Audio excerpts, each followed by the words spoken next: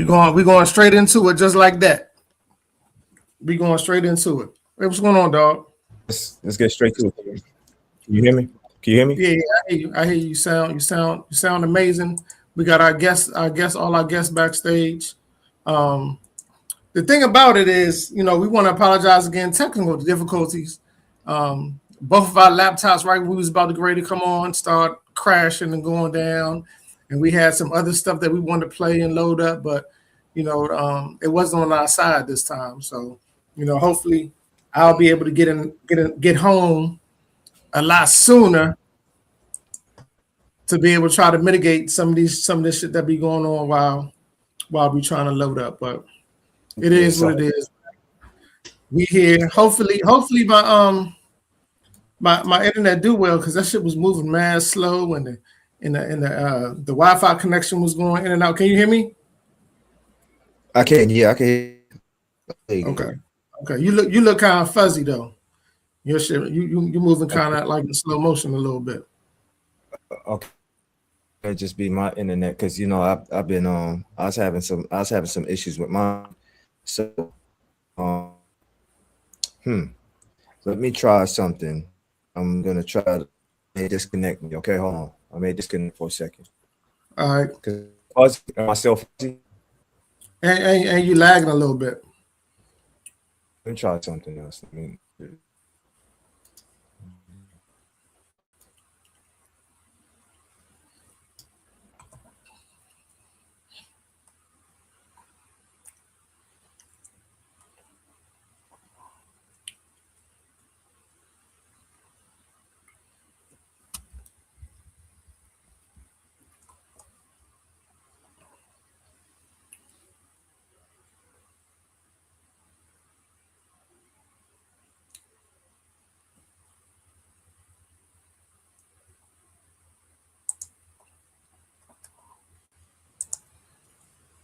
Let's see, is this better? Tell me if this is better. Hold on, let me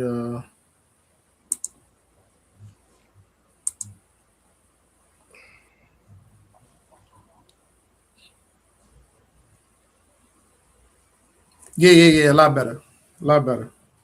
A lot better. I mean, even though I don't like looking at your ass all clear and shit, but you know what I'm saying, you look a lot better on this one though. Hey, what can I say? I had to, you're still ugly though. Well, this is a fact. This is what we know. But as long as it's clear, and everybody can see it, then we good. Yeah, we're not lagging, none of that. So we straight. We straight for now. Let's cross our fingers and hope that we can get through this without any further difficulties. We got a lot of great people, a lot of great players and guests backstage. As you see, we're missing a co-host. You always talk about me being late, but unfortunately, when I sent her out the invite, she said she was still working, so maybe she'll end up getting it and logging on a little bit later. But until then, you know what I'm saying, it's our show. It's our show. Cool, really, it's your show. It's your show tonight because we're here to discuss and talk about the Bayou Bash down in New Orleans.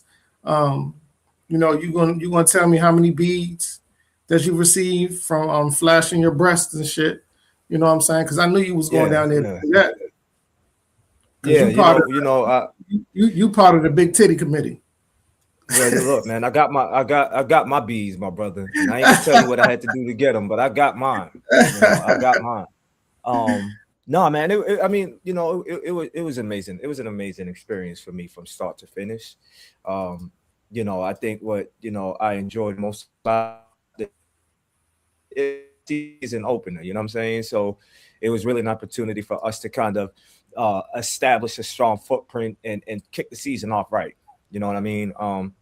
I think for us, there were just a lot of things going into this, and I have tended to see us celebrating the small victories, the small wins. And I think those matter a lot whenever you're running a business and looking for things to continue to inspire you and motivate you.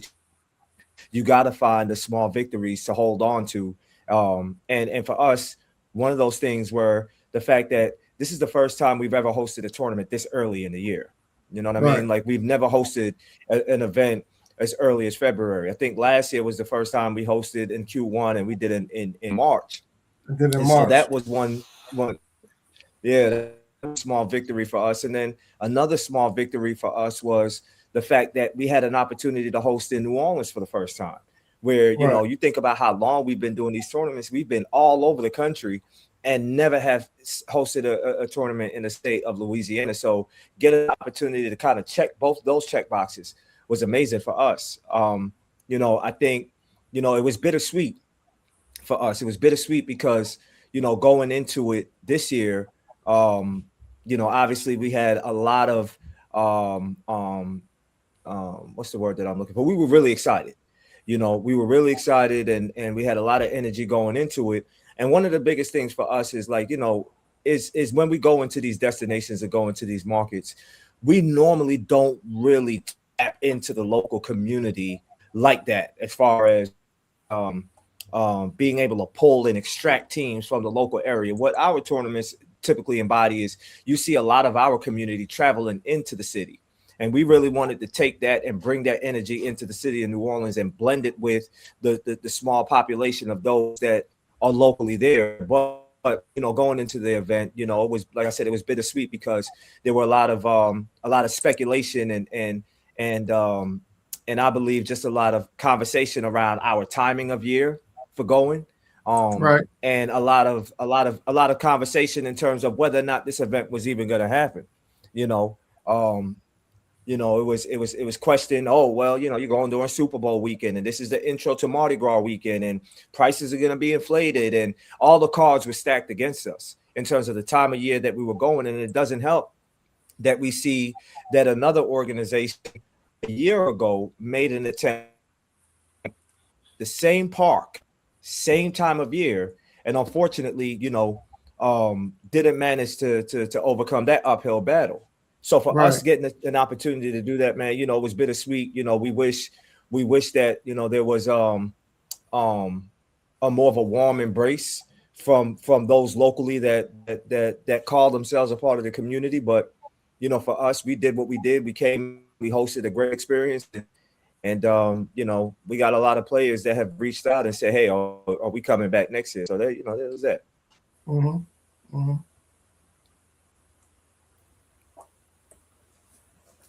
So when things of that nature come about, um, when you hear it or when you see it, how does that move you?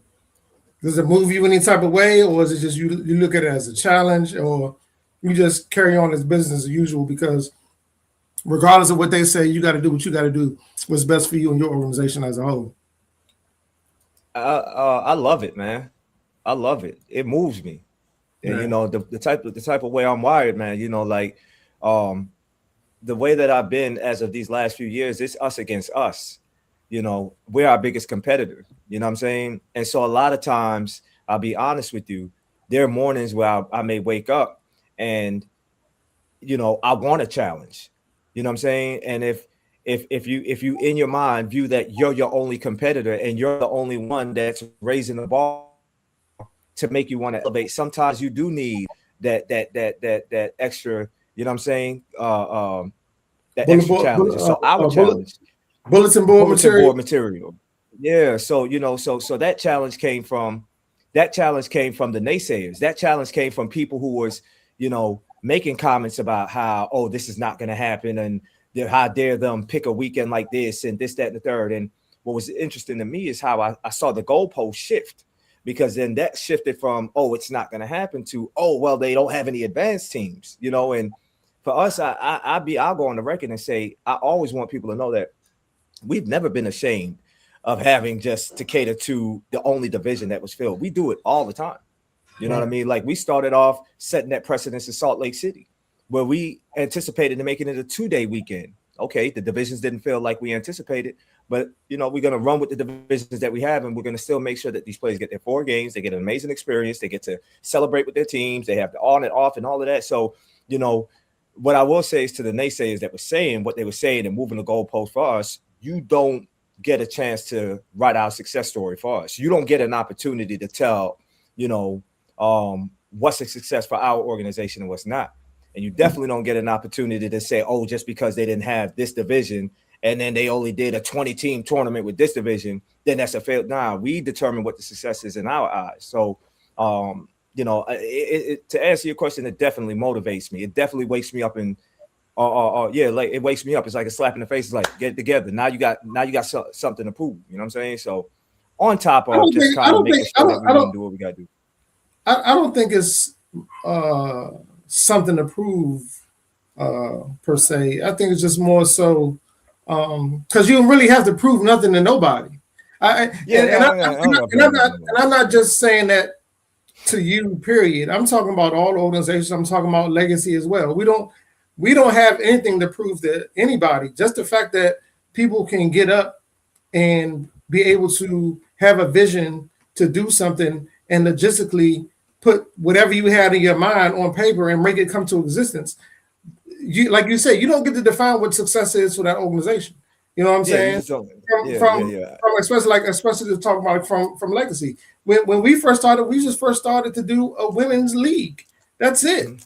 You know what I'm saying? Yeah. We were so happy that we were able to pull that off, something that we thought about and discussed, and how do we make that come into fruition? And after we made that come into fruition, there was so many different opportunities that that opened up, and we're like, why wouldn't we do that?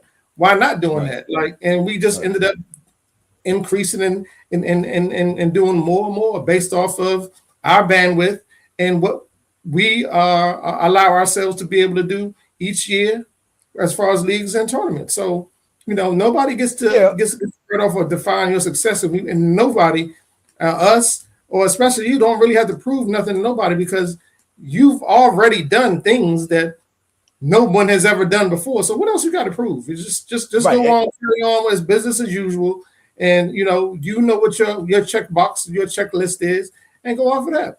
You know. No, I get that wholeheartedly, and you're 1,000% correct, right? And like we definitely don't have anything to prove. So May was bad choice of words, but what I will say is, it is that extra fuel to the fire for me. You know what I'm saying? Mhm. It is that fuel to the fire, and and this is no slight, this is no knock to anybody. This is just me speaking candidly about who I am as an individual. Um, and it kind of ties into your point when you do things that has never been done before, right? Like, how do you motivate yourself to a lot of times kind of continue to do the unimaginable? You have to find, things that are going to continue to motivate you, even if it's the smallest thing, because you wake up and it's like, oh well, I did that.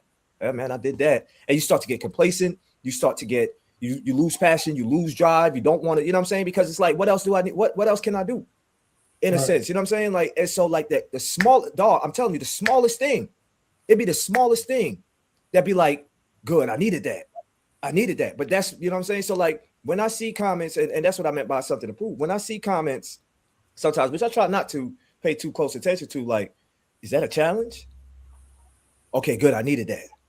I needed that. You know what I'm saying? Like, you don't think we're capable. Okay, well, okay. And so like, that's kind of what it was like. You know what I'm saying? It was like, it was one of those things. It was just kind of like, you know, and not much thought went into it, but it was definitely something that it makes you on the days where you are undisciplined. It's like, man, get up and go get it. You know what I'm saying? Go do it, because you do have people waiting to see, you fail. But at the Yeah. same time, on the other side of it, man, you got people who's already invested in this, who believes it's gonna happen. And so, those are the things that kind of those are the kind of things that kind of keep you disciplined, make you Yeah. keep going and stuff like that. So yeah, but like, yeah, man, I ain't sitting here and sugarcoat and try to lie and be political. Like, the shit that be said ain't a driving force. It's fuel to the fire, man. It really does drive me, man, sometimes. And it's like, Man, okay, you know, cut the shit. the, Cut the the, shit. You just be trying to yeah, find shit. Cut the shit. Because yeah, I be looking though. I be looking. I it's be definitely looking. not no driving force. Because the shit that you do was some It shit that you is. put aside that you was gonna do fucking anyway. So cut the shit. Oh, but Stop, no, but what stop, I'm stop, stop saying, giving motherfuckers that this type is of, this is what oh yeah, I made him do that. this Like, is what nah, I'm that wasn't it. You was gonna do the no, no, shit no, no, anyway. no, no, no, no, no, no, no, no, no, no, no, no, no. I don't think you understand what I'm saying. I'm not Mhm. looking at it like, I'm not saying it from the lane, or from the standpoint like, oh, I wasn't gonna do it anyway, right? Or this, that, and the third. I use the term fuel to the fire. When you say fuel to the fire, that means the fire is already there. The fire is already there. But when you add fuel to it, you ignite it even more. And Okay. that's what I'm talking about. I'm All talking right. All about right. like in situations where, yeah, I'm already like, look, I'm already committed to this destination. I'm already committed to doing it this time of year. I'm already committed to. We done opened up registration. We've already started advertising. We already started promoting. We already got teams that are coming in, right? And then here somebody comes and say, "Oh, what makes them think they could do that?" When this person ain't, "Oh, are you serious?" Okay, well, let us show you. You see what I'm saying? Yeah. And now Yeah. I have no reason to get complacent. I have no reason to try to sit back and be lazy and just think that the event is going to sell itself. Nah, you got people question and doubt what you got going on. So now you got to get up and you really got to make it happen. That's what I'm saying. Like, it's things like that that kind of really like drive me and want me to continue to make sure that the fire continues to burn. They add fuel to it. That's what I'm Yeah. saying. Does I that make agree. sense? It makes sense to a Okay. certain Yeah. extent. I get what you're That's what saying. I'm saying. That's I definitely, what I I'm saying. definitely get what you're That's what I'm saying, saying. my brother. My brother. I just That's what I'm wanted you to saying. So elaborate it and make so it sound a little bit more passionate. That's all. yeah. And that's a good question too. Lisa asked why you got shades on, man. Um, shit. Stars shine bright. You know what I'm saying? When I see myself, I'm looking at myself on the screen, and I'm shining. You know what I'm saying? So I got to put the you know what I'm saying, the shades on. That's all. You stupid, man. You Yeah. stupid. Nah, You but remember aside from you remember early on we was first doing these motherfucking podcasts, and I put on the pink mink coats yeah, we got with some shades. episodes, man. We Yeah, I'm got some telling you, episodes. You man. remember that? You remember Nah, that nah. episode where the Mambas won and I came on with my shirt off and I had the snake around my neck. You remember that? Mm-hmm, mm-hmm. Yeah, man. I had my shirt I off, remember. man. I remember. I remember. When we had that guest on, that motherfucker having a goat mask, smoking a blunt.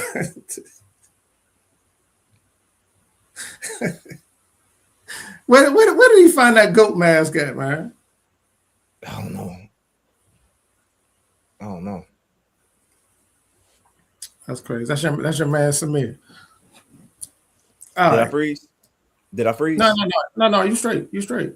So Okay, what? okay. Because I don't want to have the guests backstage waiting for too Mm-hmm. long. Mm-hmm. Do you know who you invited? I can tell you who's backstage right now, and then which direction do you want to go in as to what you want to talk about? Um, we got my man Presto backstage. We got Sonic. And we got Fly. Bring them all on, man. We just gonna have an open conversation, man. We just gonna talk to all of them, man. We can talk about everything this weekend, everything that this weekend had to encompass, man. We can talk about all of it. All right. All right.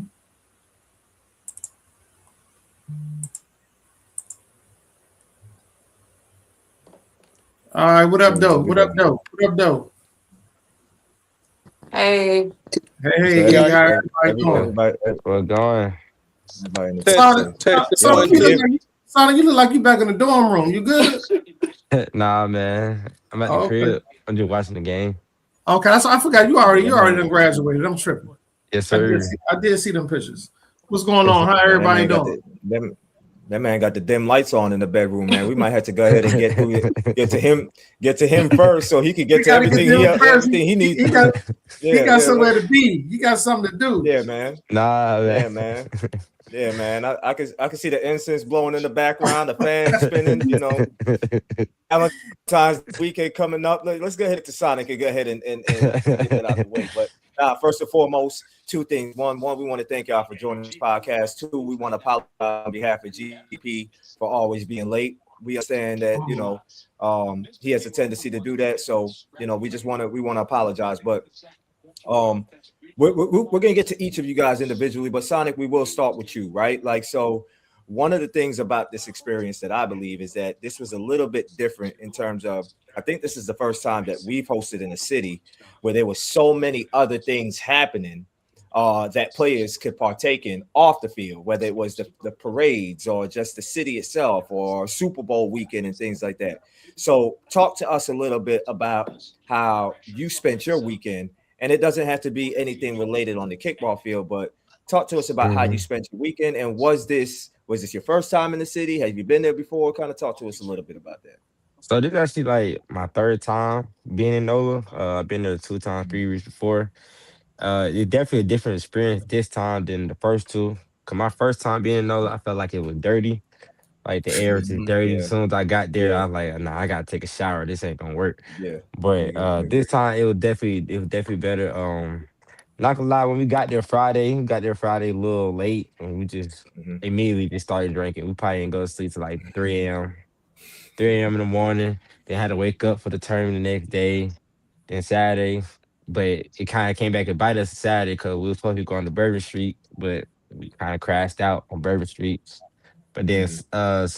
Sunday we did some little party at the crib, whatever. But Hmm. definitely better vibe this time around in NOLA Hmm. for sure. Okay. And Fly, what about you? In terms of just kind of like, we're not even talking about on the field, but was this your first time in the city? And share with us kind of what that experience was like for you. It definitely was my first time in the city, and it was cool. I don't think I really got to enjoy it because of the parades and so forth, because traffic was crazy. But as Sonic said, we kind of kicked it at the Airbnb, so it was cool. Okay. Okay. And then Presto, talk to us, man. Can y'all hear me? Mhm. All right. We So can. this like my third time. I was in the band, so I'm used to all that Okay. Mardi Gras stuff. So this was my third time in the city, but first time like non-band related. So I just went in and went to the parades and stuff and had a good time. Yeah. Yeah. And that kind of was like how it was for me, GP. This was my third time in the city. Similar to Sonic,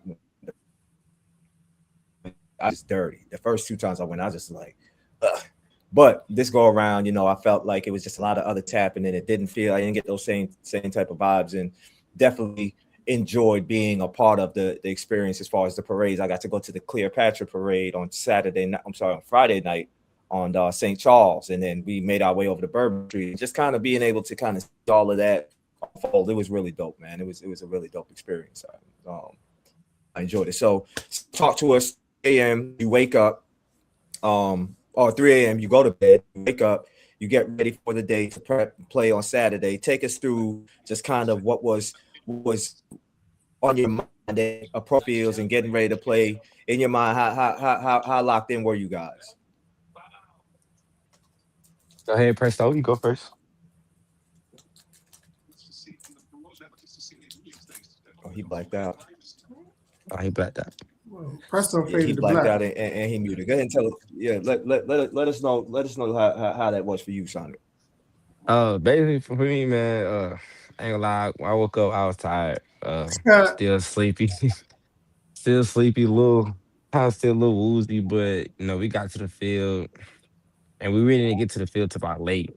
So we was pushing it on the way there. Once we got there though, it pretty much just go ahead and got locked in from there.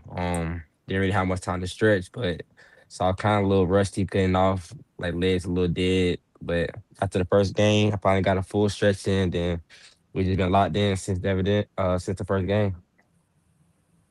Okay, okay. And Fly, what about Man, you? I went to bed early on Saturday night, so it was the grass for me. It just I don't like grass, but you know we did the best that we could with it. But I'm glad you moved it from the location we were at first, because it was Mm-hmm, real mm-hmm, muddy and mm-hmm. so forth. But it was cool. I mean, like I said, I went to bed early. I think I went to bed like 9:30, something like good. that. Yeah. And And then so, Presto, what about you? How dialed in? Oh, I'm sorry. no, you're fine. Okay. And and Presto and and background Presto, is what kind of about you? like, You throwing It's throwing you making a whole off. bunch of noise. yeah. Yeah. Oh, this my background doing that. Yeah. Mm-hmm. And Sonic got the Okay. game going.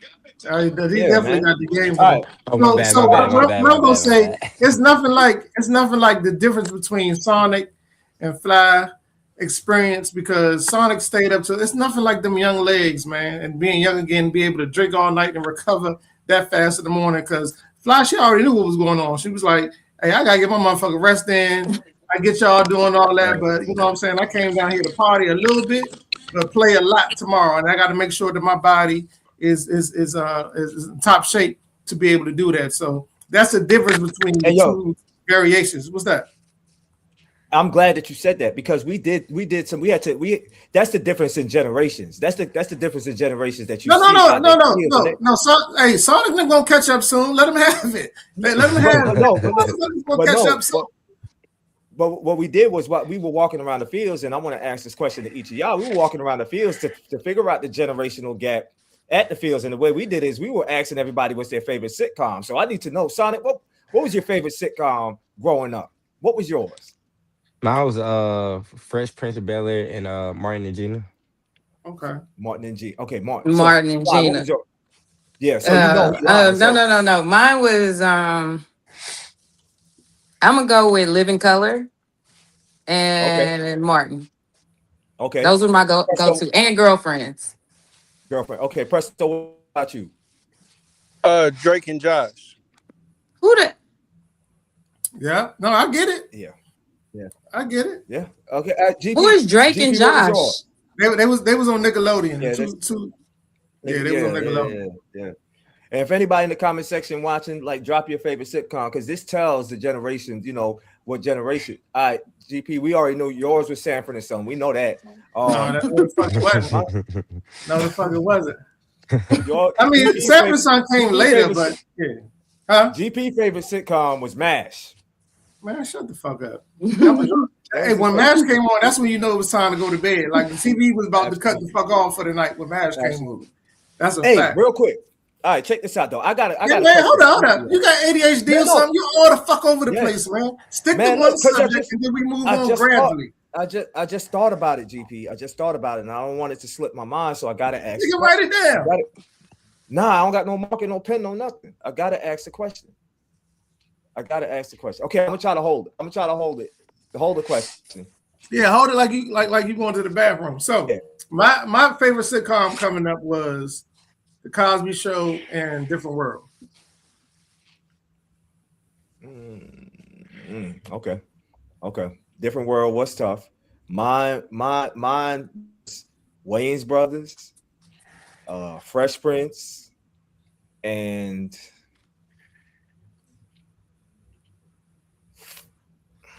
I said Wayans Brothers and Fresh Prince. But I also used to like shows like Family Matters because you remember TGIF, right? So Family Matters, Boy Meets World, Topanga, Saved by the Bell.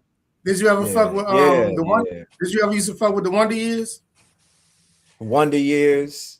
I used to fuck with that. I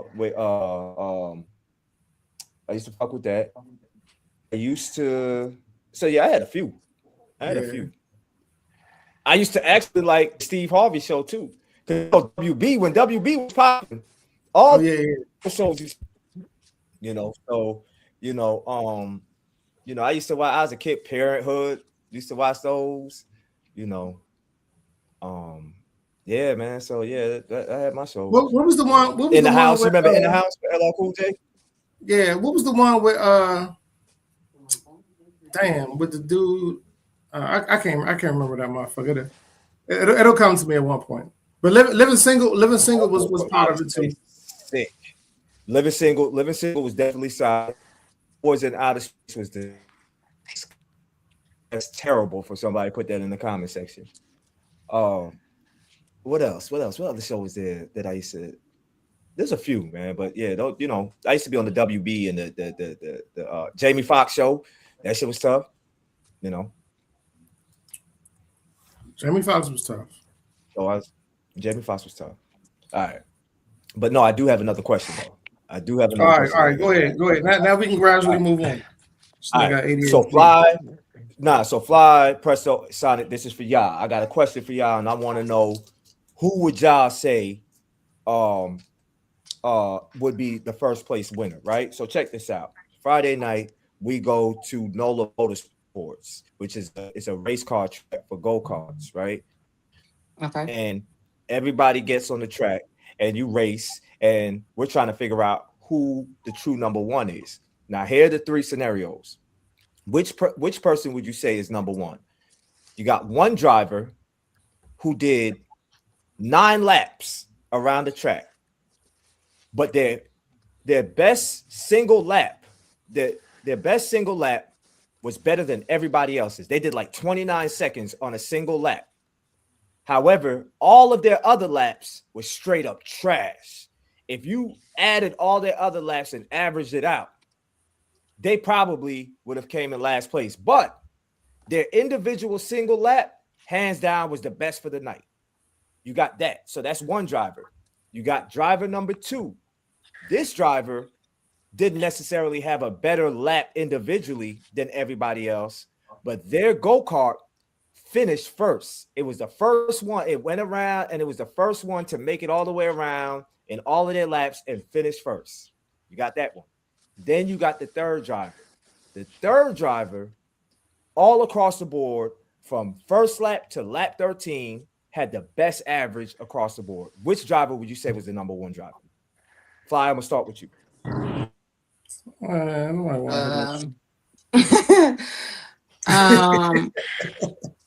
gonna go with number 2. Number 2, the one who finished first and finished out first? Yeah. Okay. Sonic, what would you say? Who would you say is the number one driver? Is it the one who had the best single lap, but all the other laps was trash? Is it number 2 who finished and beat everybody in terms of, winning, like finishing first? Or is it number 3, the person with the best average across the board? I say number 2. Number 2. Presto, what about you? The person whoever had the best single lap, that person. The best. Okay. GP, what say you? I wasn't paying attention, man, because I wasn't there, so I don't know what the fuck you talking about. So come on, man. You gonna have to go with them on this one. You got I got ADHD. I zonked out when you was just explaining too much. Okay. All right. So look, I'm pick 3. I'm pick 3. Listen, man. I don't know. Listen. Is it driver number 1 who had the best single lap, but all the other laps was trash? Driver number 2 who finished ahead of everybody else, his car first, or is it driver number 3, the one who had the best average across the board? The best average. Laps. The best average. The best average, number 3. Okay.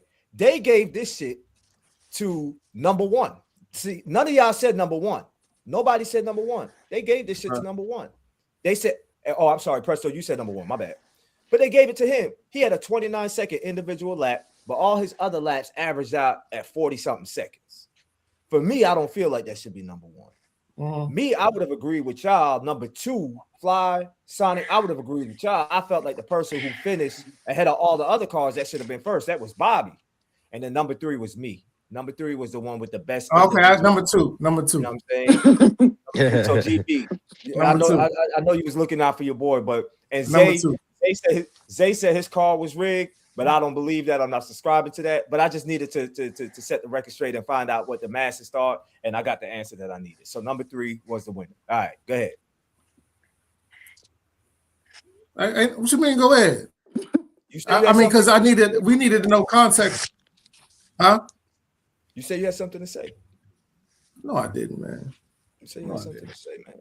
You say you had something to say. So okay, so after Friday, the Friday with the meet and greet was at the race car track.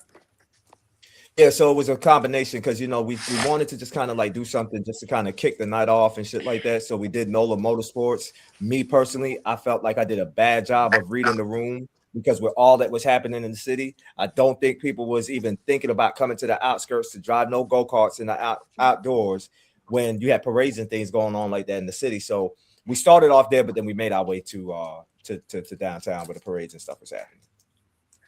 Okay. Yeah. Okay. Yeah. So let me ask y'all as far as the because I've never been to New Orleans. I plan on going in April, but what was the best dish that y'all had as far as food was concerned while y'all was there? Did you try anything new, or you just pretty much stayed with what you know? I never had crawfish before, and I tried it. It was straight. I wouldn't do it again. It wasn't what it all cracked up to be? No. Okay. I understand that. What about you, Sonic? I ain't eating nothing new. I was straight basic Bruh. Popeyes, And look, Canes. that's a generation thing. They not trying nothing new. They going with what they know. That's it. That's Hey it. man, Boring. hey, you might want to hurry up with Sonic. You might want to hurry up because the room getting darker. I don't know if you noticed. No. He's fine. He's fine until It's a the light. TV. It's a TV. It's a TV lighter. Yeah, He's I fine. hear you. Hey, look, he's fine until the light turn red. I gotta cut the stream after that. If this shit turn red, I gotta cut the stream. Yeah, man. And man, Sonic, man, he started off. It was broad daylight. Now, see, look, you can't even see it. The shit getting darker and darker, man. You better wrap this shit up, GP. Nah, it's the lighter in the Press, TV, what man. What you I had a beignet. I think they call it like a beignet or something. Okay. Yeah.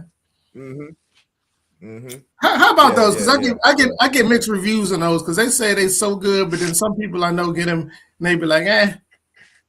I think it depends on where you get it from because I got one from off. I don't know where we were, but it was nasty. But I've had one before and it was good. Yeah. Okay. Yeah, I went to a spot downtown and I had I forgot the name of it, but I had some jambalaya and that shit was straight up trash. And so I but I know better. And like if you want good, authentic New Orleans cuisine, you can't eat what the tourists eat or where they eat. You gotta kind of expand out. You gotta venture out. You gotta move out. The further away you get from downtown, the better the food. And I was right there, in the French Quarter eating that shit. Worst decision ever, man. Yeah. Damn, shit was dry as hell. Okay. All right. So that's good to know. So Fly, did you play Saturday and Sunday or just Absolutely not, just Sunday. Oh, just Sunday. All right. So I want to get to hold on, wait a minute. So wait a minute. Wait a minute. Hold tight. So you mean to tell me you went to bed at 9:30 on Friday and you ain't had to play till Sunday? No. Friday I was up. Oh, okay. Friday I stayed up as late as I could on Friday. Okay. But Saturday I was asleep. Yeah. Okay. That makes sense. I get that. Yeah. I get that. Yeah. I'll get that. Okay. So I do have a question.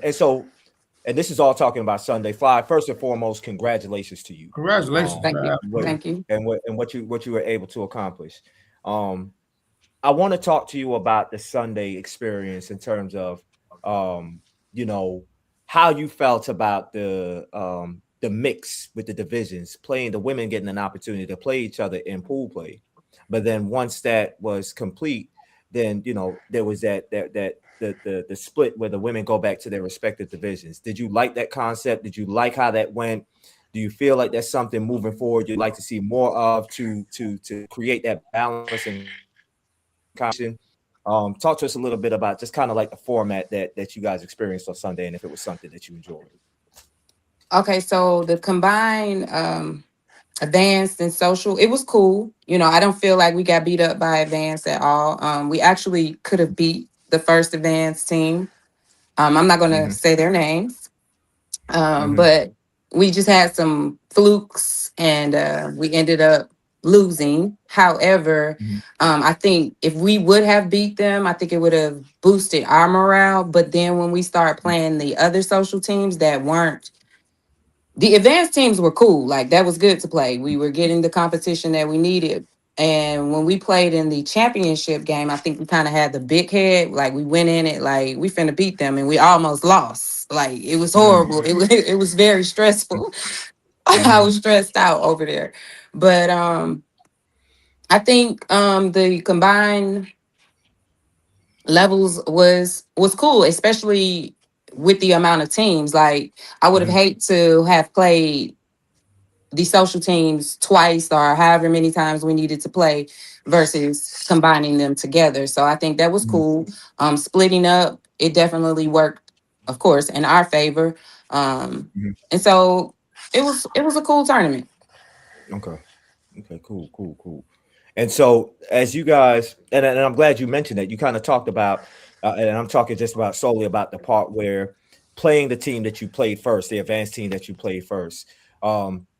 It's interesting what you said, because you said, hey, you guys almost beat them, but then it almost worked against you because the confidence that you guys had going into the championship was almost overconfident.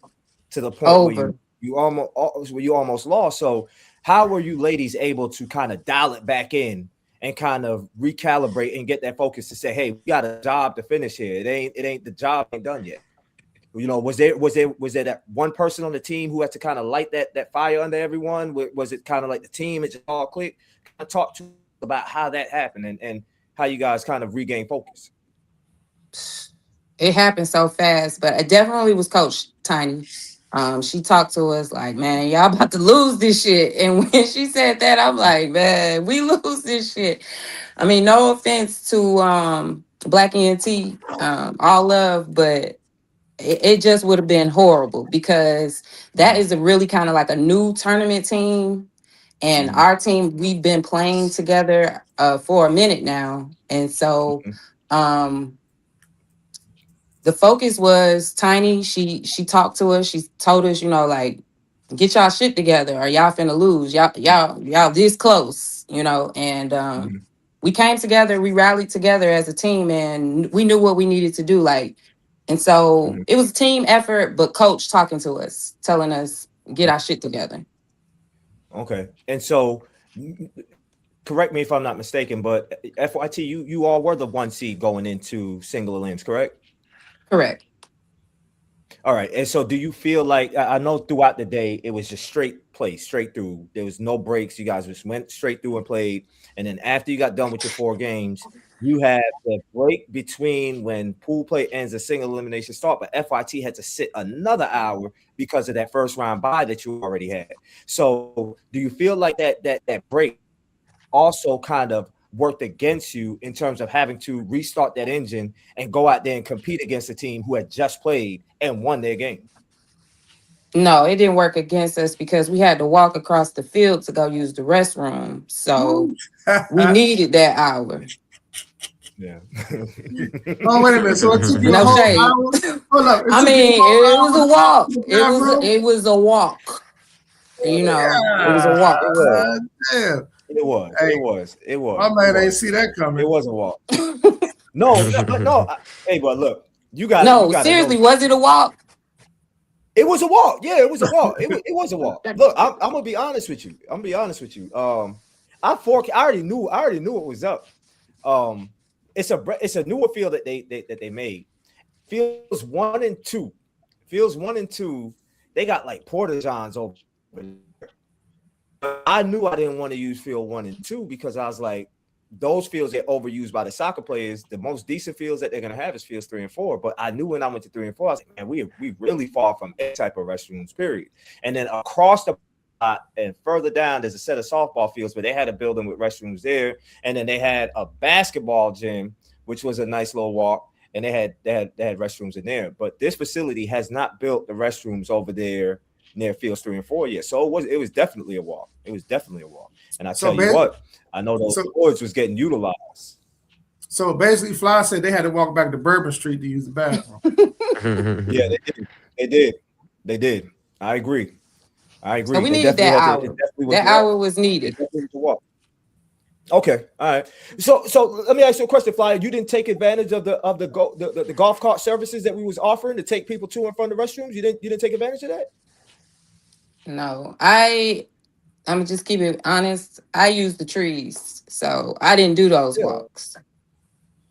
Yeah. But well, maybe for our ladies that may not can take advantage of the trees because it might be, you know what I'm saying, you feel me? That's a long walk.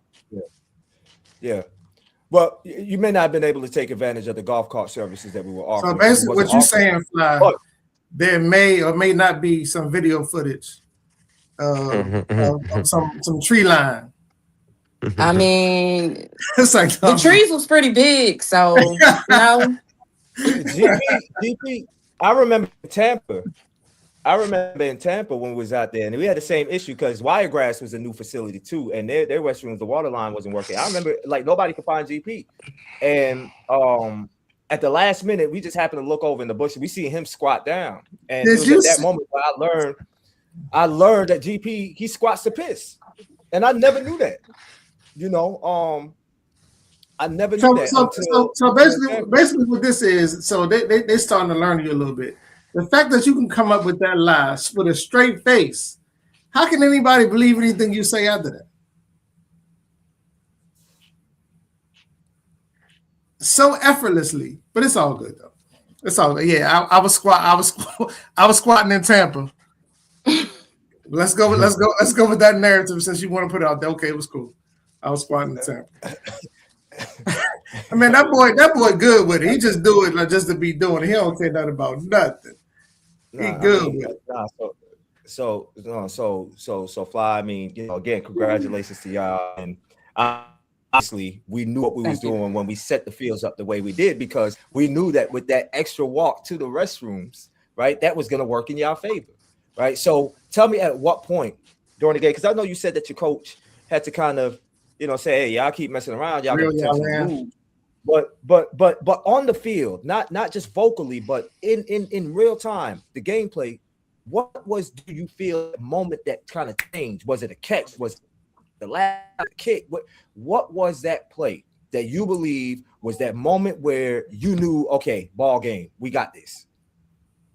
I think it was Mo. I think it was her big kick, or it might have been Dash. It went so fast, so I can't recall who. Somebody made a big kick, and they didn't get it, they didn't catch it, and they didn't gather it fast enough, and we had people on back. So once that happened, game was over. Because we only needed 1 point. I got you. Yeah. And is this your first ring? Is this your second ring? Your third, fourth, fifth? How many rings have you collected so far? For Turf Wars, this is my second. Okay. Second. Did you like you like this one? The purple with the purple touch? You like that? Oh, absolutely. It's nice. Let's get into it. Oh, yeah. There you go. Ooh. That thing looks nice though. I like that. Yeah. I like that. There it is. There it is. There you go. It's in arm's reach too. I like that. Yeah, absolutely. Yeah. You gotta keep that thing close by. You gotta keugh it close by. That's it's a beautiful thing. But hey, congratulations to y'all. I enjoyed watching the ladies play on Sunday, and I think this time around we were a little bit more intentional about trying to make sure that we try to document and live stream as much as possible. And I think we were able to catch the championship games. We were streaming them at the time with our phones. And social was tuned in. They were tapped in, and a lot of people was watching, and it was generating a lot of high engagement. So it was just fun to see. And it was, for me, I just felt like it was an overall good time. The weather was great. Especially on Sunday. I think Sunday the weather was a lot more a lot better than it was Saturday. Saturday it was kind of chilly in the morning, but yeah, Sunday, it's a great experience seeing all the women teams all there together, and it's at a high level. I loved it, and to not only you, Fly, but the entire FYT. You ladies did an amazing job. It was well deserved. And we hope that we get an opportunity to see you ladies at some point again throughout the year. Whether it's Tampa or somewhere on down the line.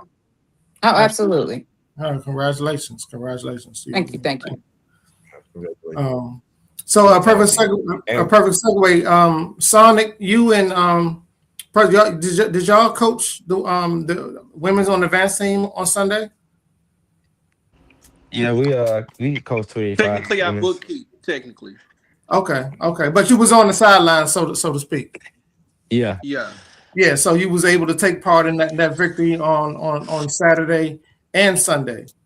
Of course, I brought me home 4 of them things. So that's what I was about to get into next. This might be a record right here. Sonic and Presto, them Bammers won 4 tournaments in 8 days. Yeah. Because you called elite.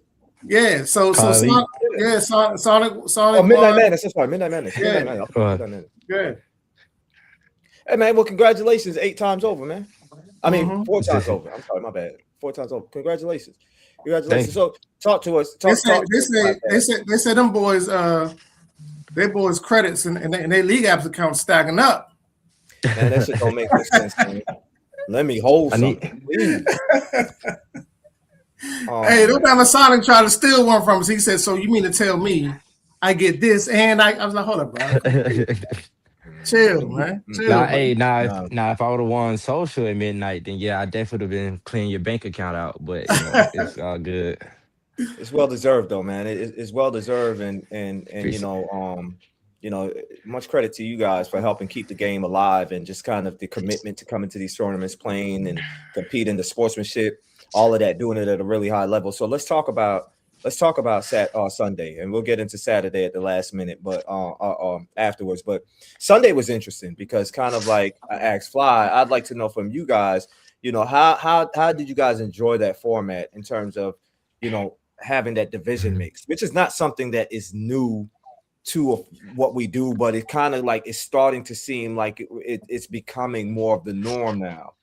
How did you all like or enjoy the competition that was being played between divisions, the crossover, but then as single limbs arrived, you kind of go back to your respective brackets? Right. So I can't really speak for my ladies, but me personally, I kind of like the format because of everybody still get their 4 games. Also, people are able to play against other teams and people that they haven't really played against, so it brings that different experience out for them as well. And then, like, for the lower level teams that they're new to it, playing a more highly competitive team, they could really see like, okay, we need to work on this. We playing against a team like this, so maybe we need to work on this when we get better. Or even if they want to take that extra step, like we think we can hang with this competitive team, maybe we can go advance, or maybe we need to take a step back for a little bit and stay in the intermediate. But I like the format. It keeps everything balanced. People at least get their money's worth with the 4 games, and then they can still get the different experience with playing the different teams from advanced and social. Got you. Copy that. That's for real. That's for real. Yeah. That's Yeah, real. I love every point he made. Yeah. So let me ask y'all too, Sonic and Presto, which one gives you more joy, winning the championship, playing or coaching? Playing. Coaching. For me, it's playing because I just like to play myself in general, but winning coaching it's right up there with it because like for me, coaching wise, it's like, okay, I made all the right decisions, I made the right lineups, stuff like that, the right adjustments to help put my team in a better position to win, and then they capitalized off of it, and then we came out on top. So mentally, it's fulfilling, I think, right? Because when you play, physically, obviously, what you're capable of doing, the gifts that that you have, being able to run, jump, catch, throw, whatever. But mentally, it has to be fulfilling winning as a coach. It's like, man, like I don't know. I've never won as a coach. We almost won that year in Charleston with the Mambasitas, but we came close, but we didn't. But it has to be a mentally fulfilling, fulfilling when you win as a coach, man. We came close. You came close.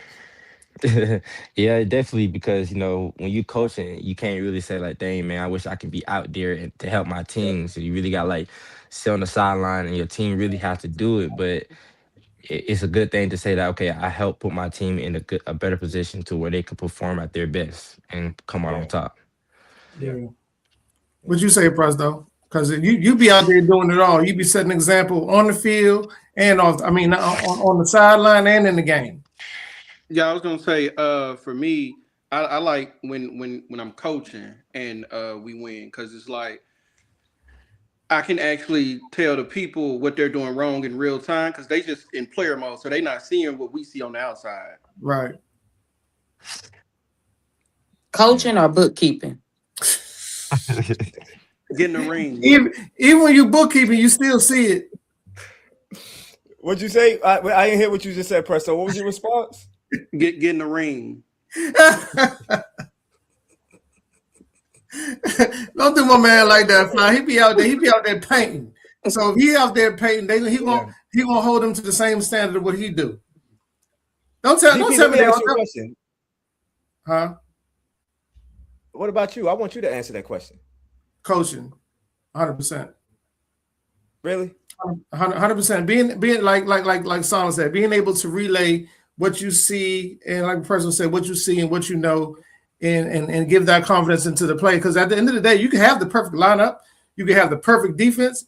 At the end of the day, they got to go out there and make the plays. They got to go out there and execute. But all you can do is put your players in the best position to be able to win. And when you're able to do that, and they go out there and execute and end up winning, That speaks more than anything. Yeah, because you don't have to be that person to be the X factor to make sure that your team win. You know what I'm saying? You put that confidence in your players to be able to go out there and do that. Coaching 100%. Coaching 100%. Fly, you ever coach? Mm-hmm.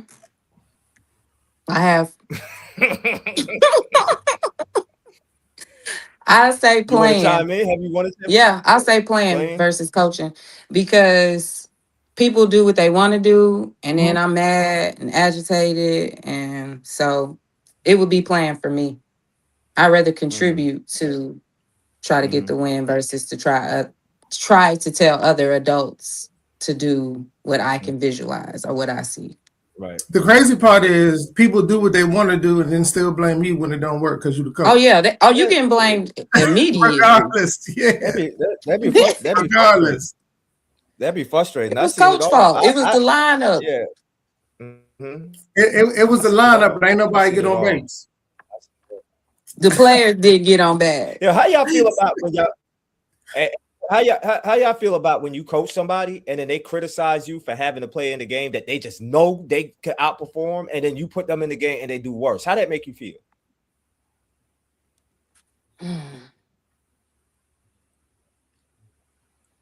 Say that again. When you do what? So you have a play on the field. Let's say you got an outfielder on the field. Outfielder drops the ball. Got to play on the sideline. That'd be like, I don't know why Fly got her in the game. She been dropping balls all day. So you take that outfielder out. You put her in the game in the out, and she's dropping more balls and doing worse. Do it make you feel bad that you let this person get in your head and put them in the game? Or does it make you feel good knowing that you talked all that shit and you went in here and you still ain't done shit? It's a little of both. Because the reason why the other person out there in the game meant that the person on the bench probably wasn't catching in practice. So, I mean, so a lot of people have to be truthful with themselves. I had people that can't throw the ball from home plate back to the pitcher, but they want to be charging. Like, come on, man. We got to be real. We got to be real. I think players should take accountability. You know when you messing up. Yeah.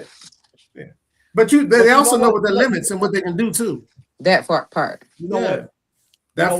What I saw, and GP. Well, I ain't even gonna do that. But what I'm gonna say is this: what I saw on Saturday, as far as the accountability with the women, I see more of that than I did on what I saw on Sunday with the accountability with the women. I saw more of that on Sunday than I did on Saturday.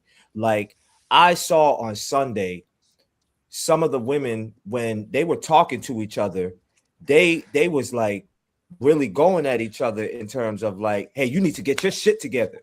And when they say that, like the players, like, you're right.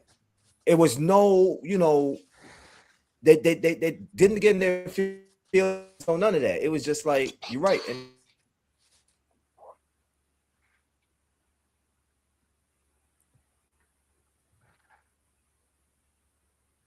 I think that's dope. Like when we talk about accountability, I just think that it's dope that you have players that are willing to take that accountability. And I guess you see that more with the championship teams than you do with the teams that. But I'm starting to think that accountability thing is just not a kickball thing. It's like a thing that's going on now and everywhere in life, at work, in relationships. Like, I mean, a lot of people just don't like to take accountability. We just have those type of people that just don't matter what.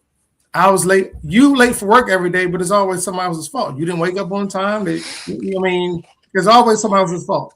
People have to learn how to take accountability for the things that happen to themselves, because at the end of the day, you are responsible for yourself. Thanks. Yeah. All right, so Presto Sonic, we can get into Sunday with DTP versus 285 matchup. Single limbs comes around. DTP has a first round bye. This is a team that beat you all in pool play, but if I'm not mistaken, right? They did. Yeah, they did. Yeah. Okay. All right. Bad. Now we do know what we do know in sports, especially in kickball, it's hard to beat the same team twice in a day. Mm-hmm. So after that first game that you guys played against DTP, did you feel like you figured out enough to where if you saw them again, you would win, or did you have any kind of concerns going into that game in terms of what they did could repeat itself?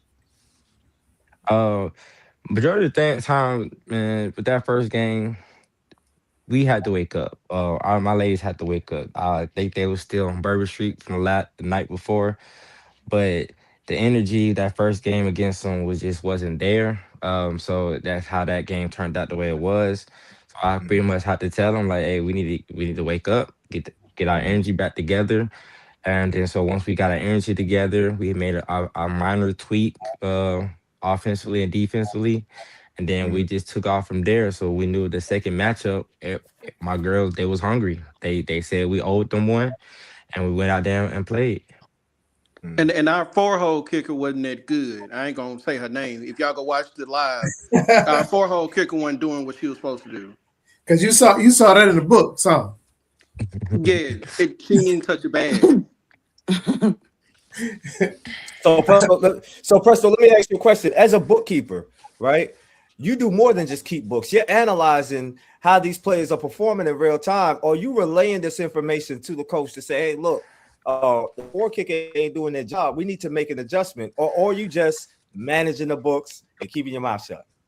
So I was definitely going to Sonic and asking him to put certain players in the game and showing him the stats, but ultimately it's on him if he wants to put them in the game. Oh, so he was doing his job. He was going with the analytics. He was analytical, okay. Yeah, fact. Well, I will say, as far as with Sonic and you, Presto, y'all have, and I'm trying to find the right words. Y'all have a lot of personalities on that team. How hard is it to rein those personalities in when it's going left a little bit? I think we just had a common goal of just wanting to win. So when we all just want the same thing, everybody can lock in and focus on just winning, and everybody can show their personality after the tournament. Okay. Yeah, that's good. That's good to hear. So I would take that you were in charge of that. To deal with personalities? Huh? Did you ever have to deal with personalities on your team? I had to deal with personalities. That shit is crazy. Okay, all right. This was curious. I didn't know. Right. I mean, I think all teams have personalities. I think that's what makes the teams, right? It's a different. Yeah, but you have strong personalities, and then you just have personalities. And it's one thing when the strong personalities ain't doing their job, but they want to talk about just the regular personalities. It ends up becoming something. So you just have to try to figure out a way to, deal with both and still make it happen. It happens. Yeah, and that's why Fly says she just want to be a participant. Fuck that coaching shit. That part. Yeah. Nah. Coaching is hard. He look like Fly, strong player. And Fly, if you ever decide that you want to go out there and win more chips, I'm thinking about putting my women's team back together. We got a roster spot open. If you ever want to come play, you're always more than welcome. We always looking for talent.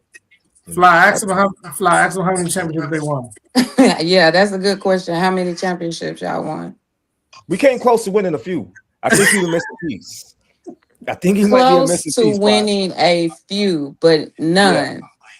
No, we didn't win any. But the thing about us is in order to hold on, Fly got a better question. Ask them how many pool play games they won. How many pool play games have y'all won? We came close to winning a few. But what I'm telling you is that with the right piece, and you might just be hurt. I don't think it's the pieces. I think it's the head coach. Yeah. I'm trying to tell you. No. You're not analytical. No. You need you a bookkeeper like Josh. Presto. I think collectively, all of us together, we can accomplish some amazing things. Look, hey, can I tell y'all who the coaches was for the Mama Cheetahs? Who was the coaches? Ariane and Coach King. They didn't get along. AJ King. Yeah. Mm. Yeah. They had two different visions. No, we didn't. They had two different visions. It's not. Coach King had a vision. You had a vision. Y'all couldn't figure out how to put it together, and the women was confused. Our visions was aligned. We came close to winning. Close. And the vision should be winning. That's what it is. Fly. That's why we recruiting you, because that's the vision. We know with you we win. I'm gonna send a referral. We'll chat offline. We're gonna send you the contract agreement. Let you see the details in terms of what the offer that we want to make to you. But you the missing piece. You the missing piece. We can get you on the team and do that. All I'm gonna say is I tell everybody, if you have a coach at the end of the tournament, take the book from the bookkeeper and throw it in the trash, you ain't have a good day. Sweet. He didn't. That man didn't want no evidence as to what happened. As far as he's concerned, they didn't play at all. But I went in the trash and got that book out because I know that boy be lying. Sick. Sonic, Presto, talk to us about Saturday. 285. 285, man. Y'all can't. Yeah, talk to us. Yeah, so Saturday was very interesting.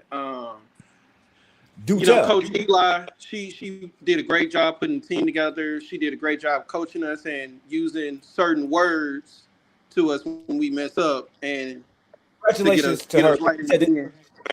She said this was her first win as a coach. So I want to give her a shout out and congratulations to Eli as well for winning her first ring as a coach. Mm-hmm. So shout out. Shout out to Eli. And she actually cursed me out right before that moment I had against Mystery Gang. So I want to give her credits to that. Eli now, what moment was that? In 8 days too. But hold up. If we keep in count, I was on Breakfast Club. My flight just got canceled. Okay, so you get that one too then. Yeah. She get that one too. Make sure she get that credit too. Make sure she get that credit for real. Right. I don't know. You might have gave your credit to somebody. That's gonna be between y'all two. That's gonna be between y'all. Yeah, two. let me know if that happened because I don't know nothing about it. Oh, okay. Well, yeah, we're gonna go to the email. So we'll see. We'll see. Okay. Somebody gonna get a credit. That's for sure. Okay. That's for sure. Somebody gonna get it. But Presto, you act like Eli cussing you out or something new. I'm not gonna say she said the nicest thing to me, but she definitely gave me some tough love to paint that ball. You was out there looking like Picasso. We seen the footage. Yeah. So yeah, talk to us about it. Talk to us about the day. I think Bayou and bullshit. Y'all went undefeated the whole day. Bullshit. Yeah, it was undefeated the whole day. I really wasn't worried about none of them teams out there. It was just a matter of, do we want to let them think they got a chance, or do we want the ratings to look good for the people watching? Ratings. So y'all weren't worried about Astro World. Astro World, none of that. Whatever Travis Scott album was, we weren't worried about them. I think we let them get a score in at the end of the game just so they'll sign up for another tournament.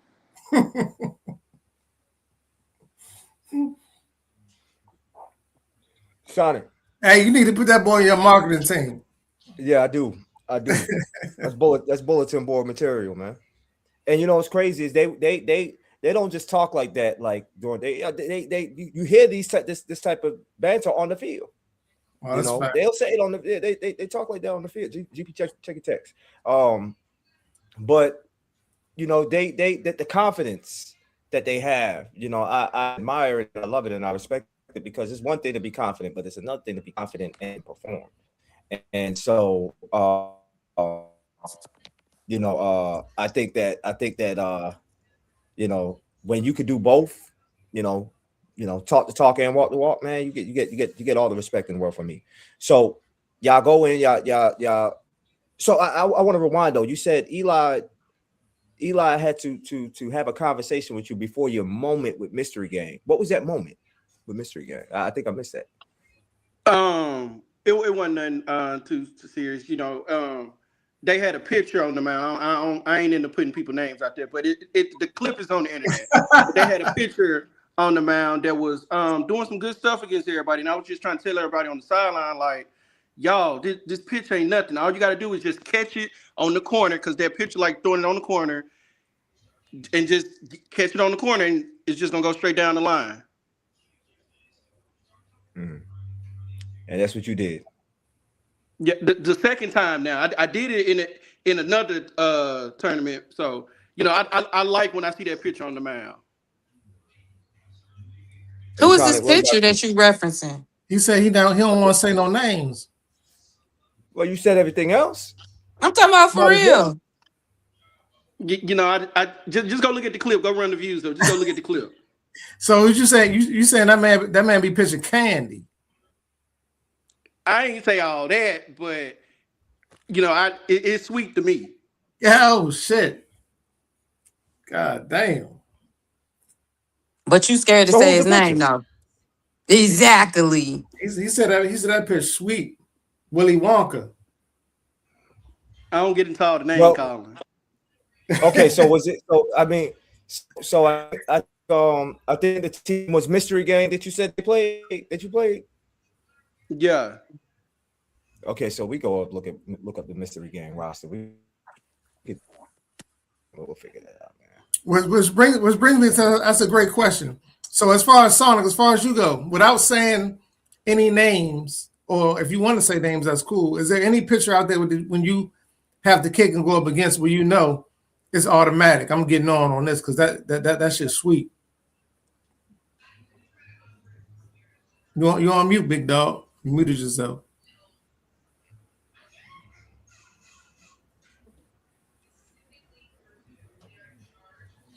You talking about intermediate or advanced? Either.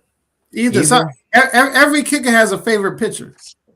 My favorite pitcher? Ooh. I don't want no bulletin board material, but I know every kicker has when they be like, "Oh, that motherfucker on the mound is sweet." Jay.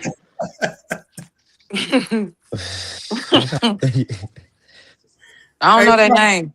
Hey, Fly, you next. I don't know their name. Okay. It definitely anybody intermediate that don't sweet anyway. But yeah, that's what I say. Definitely intermediate. Advanced. Trying to think. I just know it's candy when they go up there. Candy pitcher.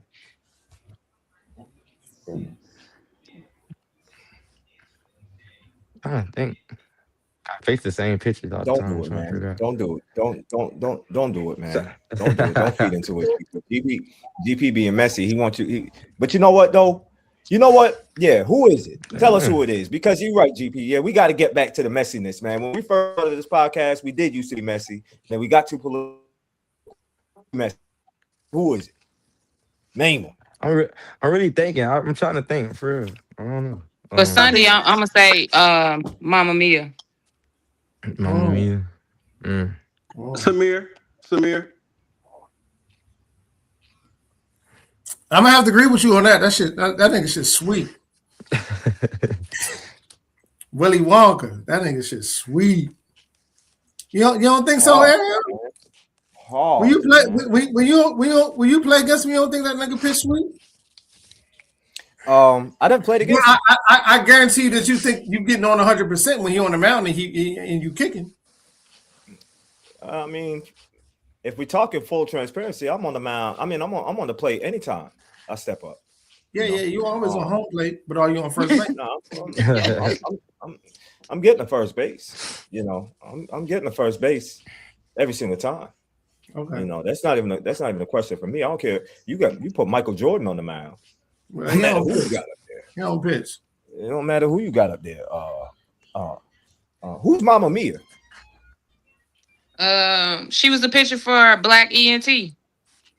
Mm. Oh, and you said her pitching was intense or was Candy? Candy. Sweet Candy. Your favorite Candy. Damn. Man. That motherfucking Werther's Originals. That's my favorite candy. Man. Funny enough though, we was Bayou and Bullshit was actually struggling with Astroworld's pitcher, and it was so Candy. But because we played the team beforehand, we went from a faster pitch to a slower pitch. Our timing was all good. Oh, yeah, We put up like 5 runs. So a lot of the Candy pitches be the hardest ones. Well, it's an adjustment. You gotta recalibrate. See, the thing about playing, and I'm sure you all could attest to this, is like every single time you face a new pitcher, you probably got to make some type of minor tweak or adjustment to your approach because their pitching is coming. Like Presto was saying, like the one pitcher from Mystery Game, he knows it's coming. Where you said to the corner of the plate or something like that, right? So like you got to know how to approach that. But if you get another pitcher that come up and they don't pitch the same thing, you're gonna have to make some type of minor tweak. And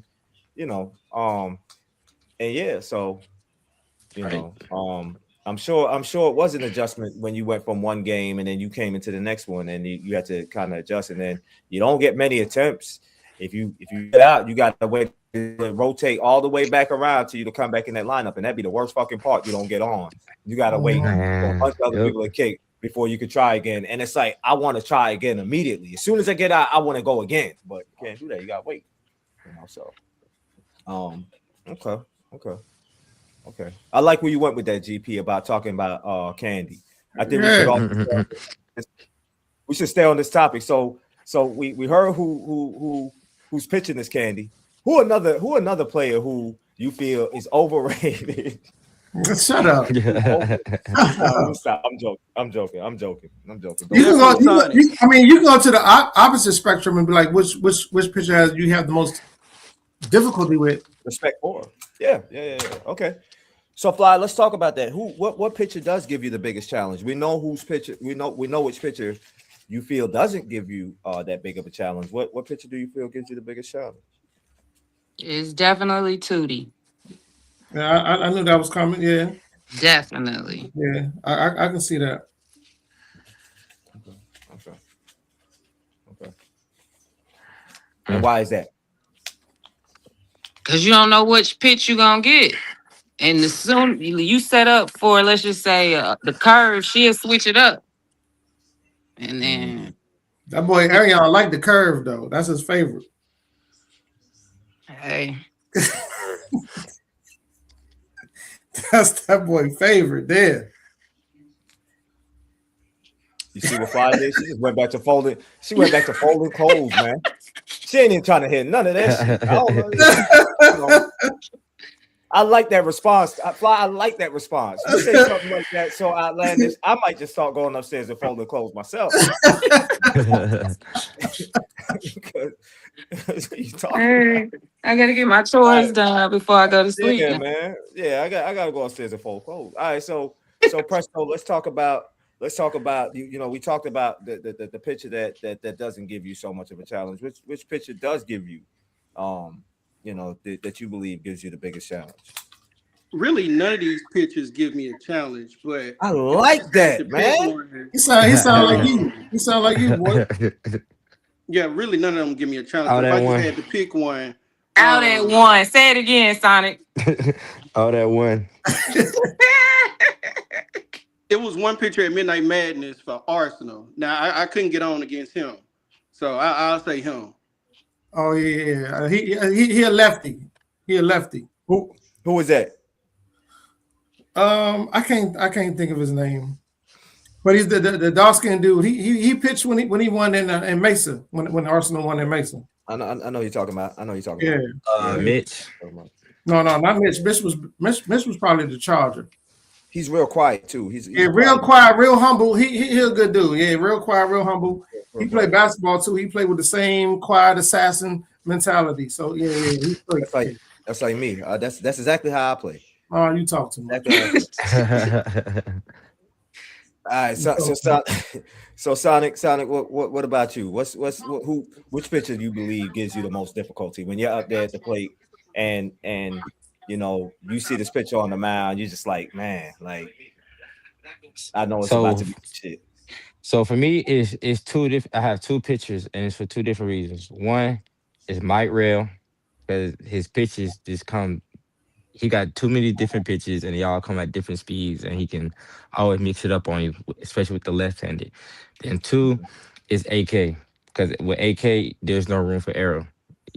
Sometimes you can put a bunt up the middle, towards the middle a little bit, and you make it still get on if the pitcher don't move. But if you put it anywhere up the middle with AK, you're more likely gonna be out. So those would be my two guesses, I would say. So, basically, y'all saying J Rock's trash. His shit Who is J Rock? No, I'm just playing. J Rock I'm just playing. pictures is some candy. I don't even know why you ain't say that, Presto, for real. I forgot about Gerard. Yeah, that's my vote for the candy pitch. Candy. And he do all J-Rock. that. He do all them he do all them different pictures and shit. Motherfuckers be sending that shit to the moon. Yo, GP, who was the pitcher that was pitching against you in Gatlinburg that one time? I don't remember. Where It was I I don't remember. But it was candy too though. I just ain't get on, but it was still candy, motherfucker. I didn't know. I got on more than I didn't. That one. Have y'all ever seen somebody who run fast as hell and don't be going nowhere at the same time? Bruh, Yeah. That'd be like GP. That nigga took that shit just came with my stories today about my Gatlinburg. I'm gonna post that shit tomorrow. I was fast as shit going to one. Painted that shit. That man was running 100 miles an hour, wasn't going nowhere. I've never seen that before. How you running 100 miles an hour in neutral? Neutral. Hey, while we on to being as though that we're a kickball family, I definitely want to get a shout out, and I definitely want to speak on it only because they made a post about it. Our kickball family, we want to send our prayer warriors out to Wonder Woman, aka Crystal Collier. She said today, and I'm only speaking on it because she posted it. This was her first day of chemo, so we definitely want to keep her in our hearts and prayers, and let the fight continue as far as she goes. And she was definitely one as far as the women go.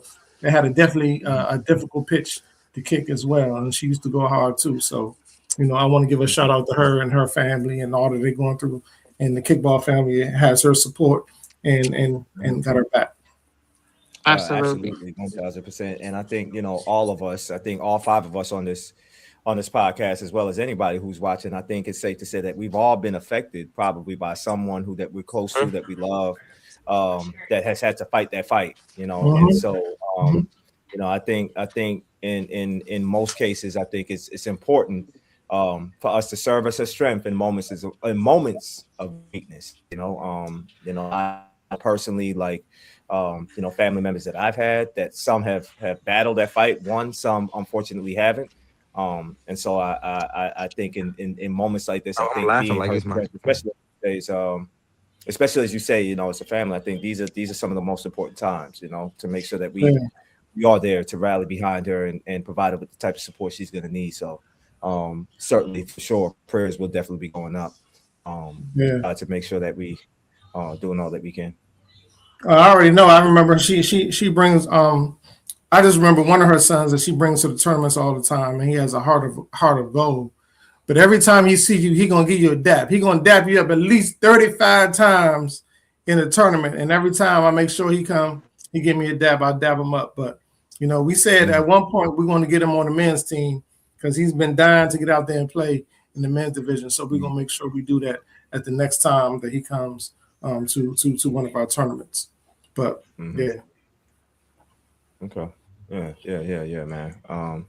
Absolutely, man. And it's never really any easy segue when you have, when you kind of talk about that. It's just kind of like one of those things where, it's tough. That you have people who you care about, or people within this community who are battling and dealing with certain things, and you just hate that they have to go through that, you know. And that's why we always say, even in kickball and in life and everything else, man, just people need to give people grace, because again, you don't know what people are battling, you don't know what they're going through, and sometimes just a simple, my bad, it can alleviate a lot of shit. Or like you say, coming through the line in the morning, good morning. You know what I'm saying? They might have been going through some shit that morning, Yeah. and just that itself, you saying that and acknowledging them and seeing them and greeted them with that, probably changed their whole day. You just never know, man. So, Yeah, always it's people and with I know, grace. for us.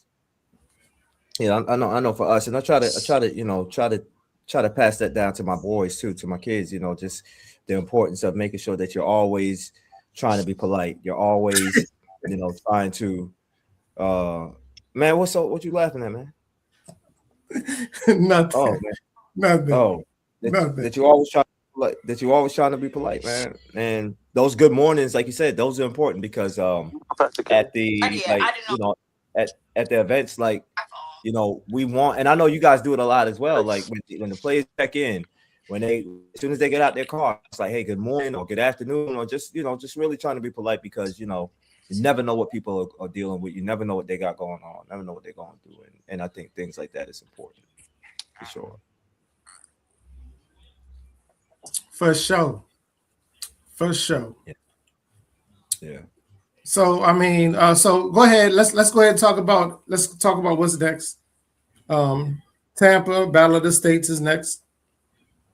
What are the dates for those? Tampa is going to be March 21st and 22nd. Battle of the States.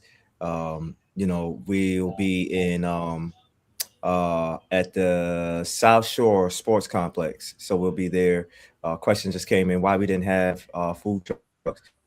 Unfortunately, Estelle just didn't allow it. They didn't provide any permission for us to have food trucks, which is unique, but I don't know if it was considering the time of year, the weekend or whatnot. But this is the first event that we had where we've been advised that food trucks weren't allowed. So we tried to share that in the captain's call and proactively let the players know that there weren't going to be food trucks available or on site. So please take advantage of things like DoorDash and things like that.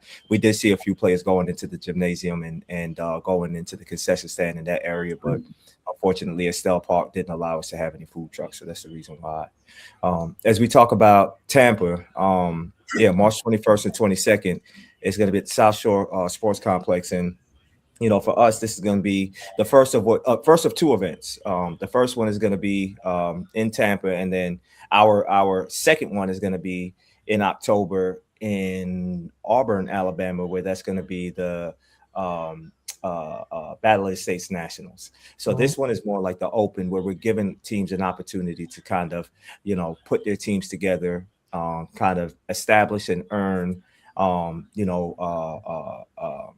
status, kind of see what they have as they get ready to prepare to try to compete for Battle of the States Nationals. And right now, we have a great collection of teams that are starting to come in. We're getting some representation from various states, and these are always some of my favorite tournaments to put together, because you get to see what the true talent from certain regions look like. We have connected with a few captains that we are confident that you're going to see in the next few days kind of enter their teams into the mix and try to see what they can put together. So I'm really excited about this one. And then also, I think one of the other things that we have going on aside from Battle of the States in Tampa is the fact that we now hold the rights to the name U.S. Kickball, as we talk about, some of the strides that we're looking to make further along the line in just the kickball world. And so, we have that. So, I mean, I'm always say, but I'm really excited about that. Really excited about that. So after Tampa, Call the Elite is coming up in Charlotte, April 26th and April 25th and 26th, back to the same field that we normally be at. We're doing a traditional tournament, co-ed, advanced, co-ed, intermediate, women's advanced, women's intermediate, and men's. So, we already had some people, like you said, are some teams that are already signed up, and we're ready to go. So those teams that won in Midnight Madness, for as far as legacy concerned, check your credits, man. Tasha's gonna kill me because a lot of times people still pay, and they be having a credit on their books. But check your credits. How they do that? How they do that? It'll show. It'll show them. It'll show them on their profile if they have a credit. No. How you still pay when you have credits? It doesn't automatically pull from a lot of times. No, it doesn't automatically do it. You have to apply it. Oh, I didn't know that. Interesting. Wait, so we got a credit, GP? Yeah, you got credit. You was on Breakfast Club, right? No, I was with Certified Bullies. Oh yeah. No. You got money. You did. No, you did. You played. No. You got money. But for those who want intermediate, got a credit. I thought you was on the intermediate. You went on Breakfast Club. No, I was in advance. Okay, you only play one. Okay, all right, yeah. What's up? That's what Sonic was trying to break the bank, but no, you just get the money or the credit, one of the two. Yeah, intermediate you get the credit, advance if you win you get the money. Absolutely. Got you. Okay, all right. So you got that. Call it Elite April. Huntersville, North Carolina. You already know. Yeah. Don't even ask where the meet and greet at. Where the meet and greet at? It's at Stats. Don't even ask. That's where it's going to be at Friday night. Presto, you been to Stats before? Nah. Oh my God, Sonic, you been to Stats before? Because they know the Stats. Sonic never normally come up Saturday morning. They don't come Friday night. But I get it. But those who know. Yeah. I've heard the stories, man. I say that. I've heard the stories. But and I've been before, just not on that, not on that weekend, but hey, so it's your birthday weekend. I'm gonna get you a table. It wouldn't be. You said what? It's your birthday weekend. I'm gonna get you a table. No, I'm okay, man. I don't do that. I don't do tables, man. I don't do parties like that, man. I don't. Man, you was a lie. You definitely do tables. Get out of here. You definitely do tables. You not one of them guys that walk around. You get a table. Stop it. No, I walk around. We was in Vegas and we had a table. That motherfucker was $10,000. We had a fucking table. Facts. Vegas expensive, man. Vegas is very expensive, man. It was, but we had a fucking blast though. We had a fucking blast. Mm-hmm. Yeah, we did. Dre's, man. We just, man. We just. Did I read something that they said they closed Dre's?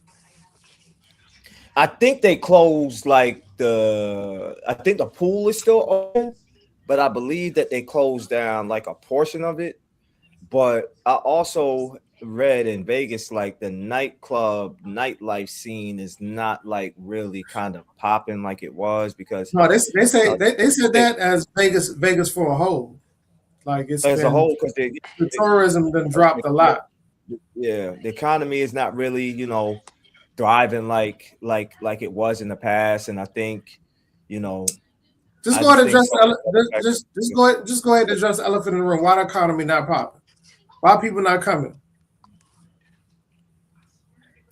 Don't worry about it. I mean, you got a lot of people. You got a lot of people. No, I mean, you got a lot of people losing jobs. You got a lot of people who don't have employment. You have a lot of people who just are unable to spend freely like they may have at other times, and it's being felt not only amongst individuals but businesses and corporations and things like that too. I don't get into the politics, because I ain't gonna do it, but clearly the economy is not thriving and it's being felt amongst businesses and things like that. So there's that, but yeah, I think we're entering a very interesting time of year, man. It's like it's time, dog. It's like I had a moment where when we were in New Orleans, it was just kind of like, damn, like the season started back up already.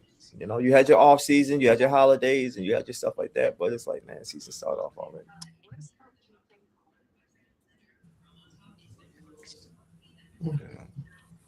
Mm. Yeah, man. So, So as an but organization with all that going on, what type of no, I was saying as an organization with all that going on, what type of pivots Thanks, use. come up with?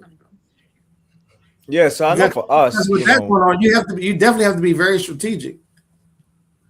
yeah, I know for us, some of the things that we've been trying to do is we've been trying to get more into the credits, more into the promos, the deals, the things like that.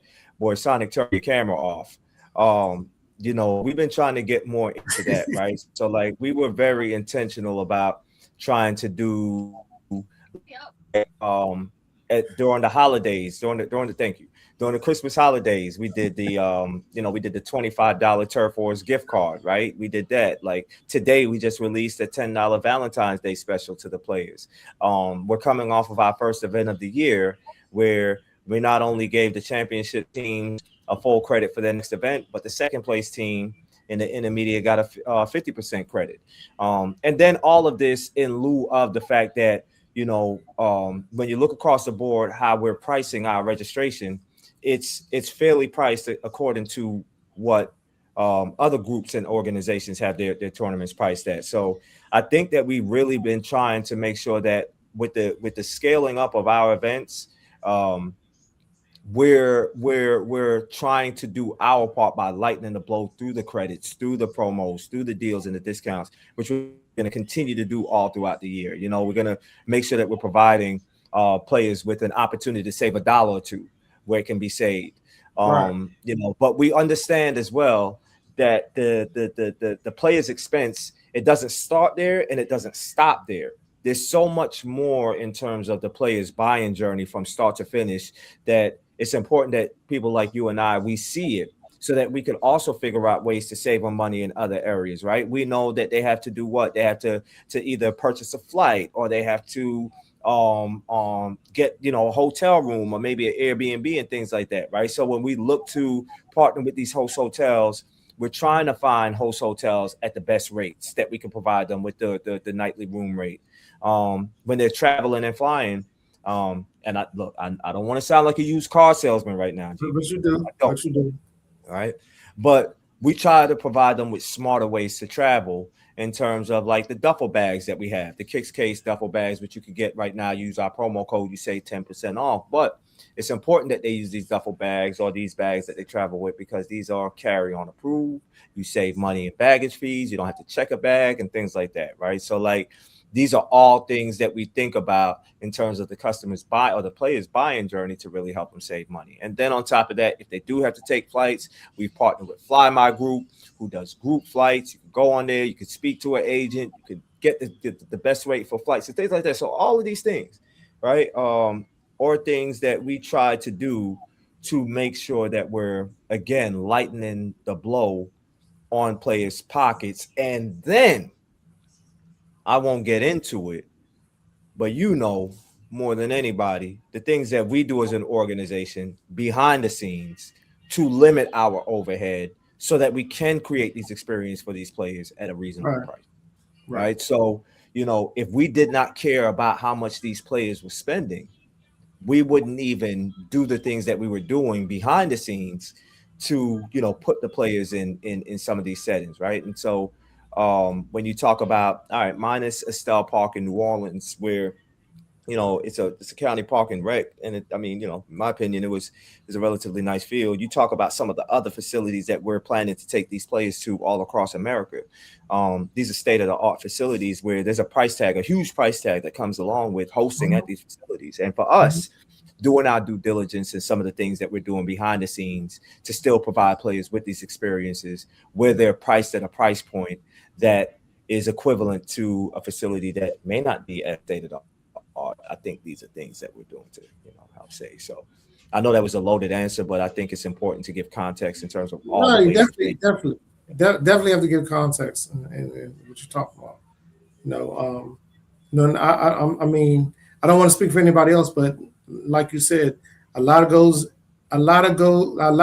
into behind the scenes of what we do to be able to get venues, sport venues, that's going to be able to accommodate our standard and what we feel that the kickball standard should be as well. And sometimes, that price gets overpriced, but again, we try to come up with different ways for players, like you say, to mitigate, save a dollar or two, whatever it is they got to do.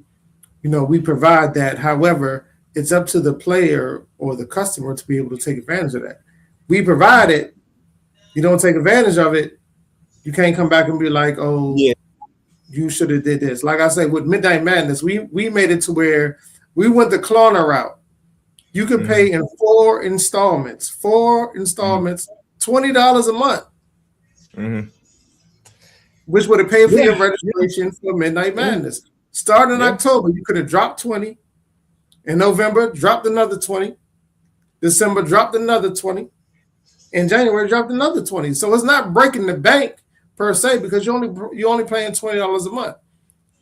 And how many people actually take advantage of that? I'm glad you asked that, because I was about to say that. It was only about maybe 12 to 15. Yeah, see, and so the thing about it was, you had to pay $20 a month. If you missed one payment, now you have to pay the remaining balance. You can't go to 20 a month no more. You have to pay the remaining balance. So that's why I wanted to say it was ended up being 12 to 15, because it was more than that. But once they missed that one payment, they had to pay the remainder of the balance, whatever it was.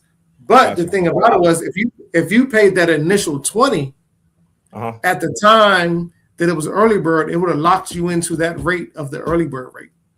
Oh, got you. Okay, got you. That's okay. Yeah. And see, so a few things. One, I want to come back to that, but real quick, I just learned that because we was talking about Dre's and you asked if it got shut down. I learned that they closed the rooftop at the pool. So Dre's, was a big establishment. They closed the rooftop at the pool. They moved to a basement party. That works, because that night we went. Did we walk down the steps to get out of that bitch? I know we did. I don't know if y'all was up in the elevator. I fell down the steps and I hurt my shoulder. You did. That was a lot of fucking stairs, bro. Yeah. What I actually did, I didn't fall down the steps. It was so many steps that I was like, yo, I'm gonna just slide down this railing. And then I started sliding down the railing. I was like, oh shit, I'm going too fast. And I leaned over and I fell over my shoulder. Real quick, because I want to talk about, and I know you said I got ADHD, which I think I do. I want to talk about like how you said you did you pay in installments and not a lot of people took advantage. So when you see things like that, how do you feel in terms of, do you think that this is a legacy thing where we're not doing a good enough job of getting the message out there, or do you think this is a player thing? We're getting the message out there, they're not taking advantage. How do you feel? Because I get torn between the two. I'd be feeling like, are we doing a good enough job to get the message out there? Or I'm like, are we getting the message out there, but the players just don't, they're just not really, they don't care. No, I feel as though it's a player thing. It's a player thing because, you have each rate. You have the early bird, you have the regular registration, and you have the late fee. For some reason, everybody, they bypass the early bird, they bypass the regular registration, and when it gets to the late fee, they're like, "Oh shit, this is too much. I don't understand why." And you had ample opportunity to pay the lower rate, but they just, they just don't. They like paying at the last minute. You know what I'm saying? I don't care if we put out right now every week that we're going to do paying for Midnight Madness next year. It's still going to be the same amount of people that's going to take advantage of. It still is. Yeah, but that's just. But in general, that's just typical behavior when you talk about consumers. Like we may do the same thing and operate in the same space in different aspects in terms of where we decide to spend our money, right? Like you have people who wait till the last minute to book a flight, right? And it's typically more expensive when you do it that way, but this is just the way they operate and they function, right? And so I think it's more so a behavioral tactic more so than it is just kind of like what's actually being offered and things like that. I know that we've actually tried to institute rewards programs, right? Like you ask about ways players can save money. We have it now to where on your birthday, you and you players should, but on your birthday you automatically receive an email with a $5 credit. Just for it being your birthday, you get $5 off. We created a rewards program where you could earn and build points throughout the year just doing basic things, share Turf posts, tag Turf on this and do that. And, you earn X amount of points and it converts over to, but it's a lot of times it feels like wasted effort, to be honest with you. No, it's not. I don't feel like it's a wasted effort because you can always go back to when someone says this is too much. You can always go back to if you feel like it's too much. Here was the opportunity that we came up with where you could pay less. I remember last year we came up with Legacy Around the World.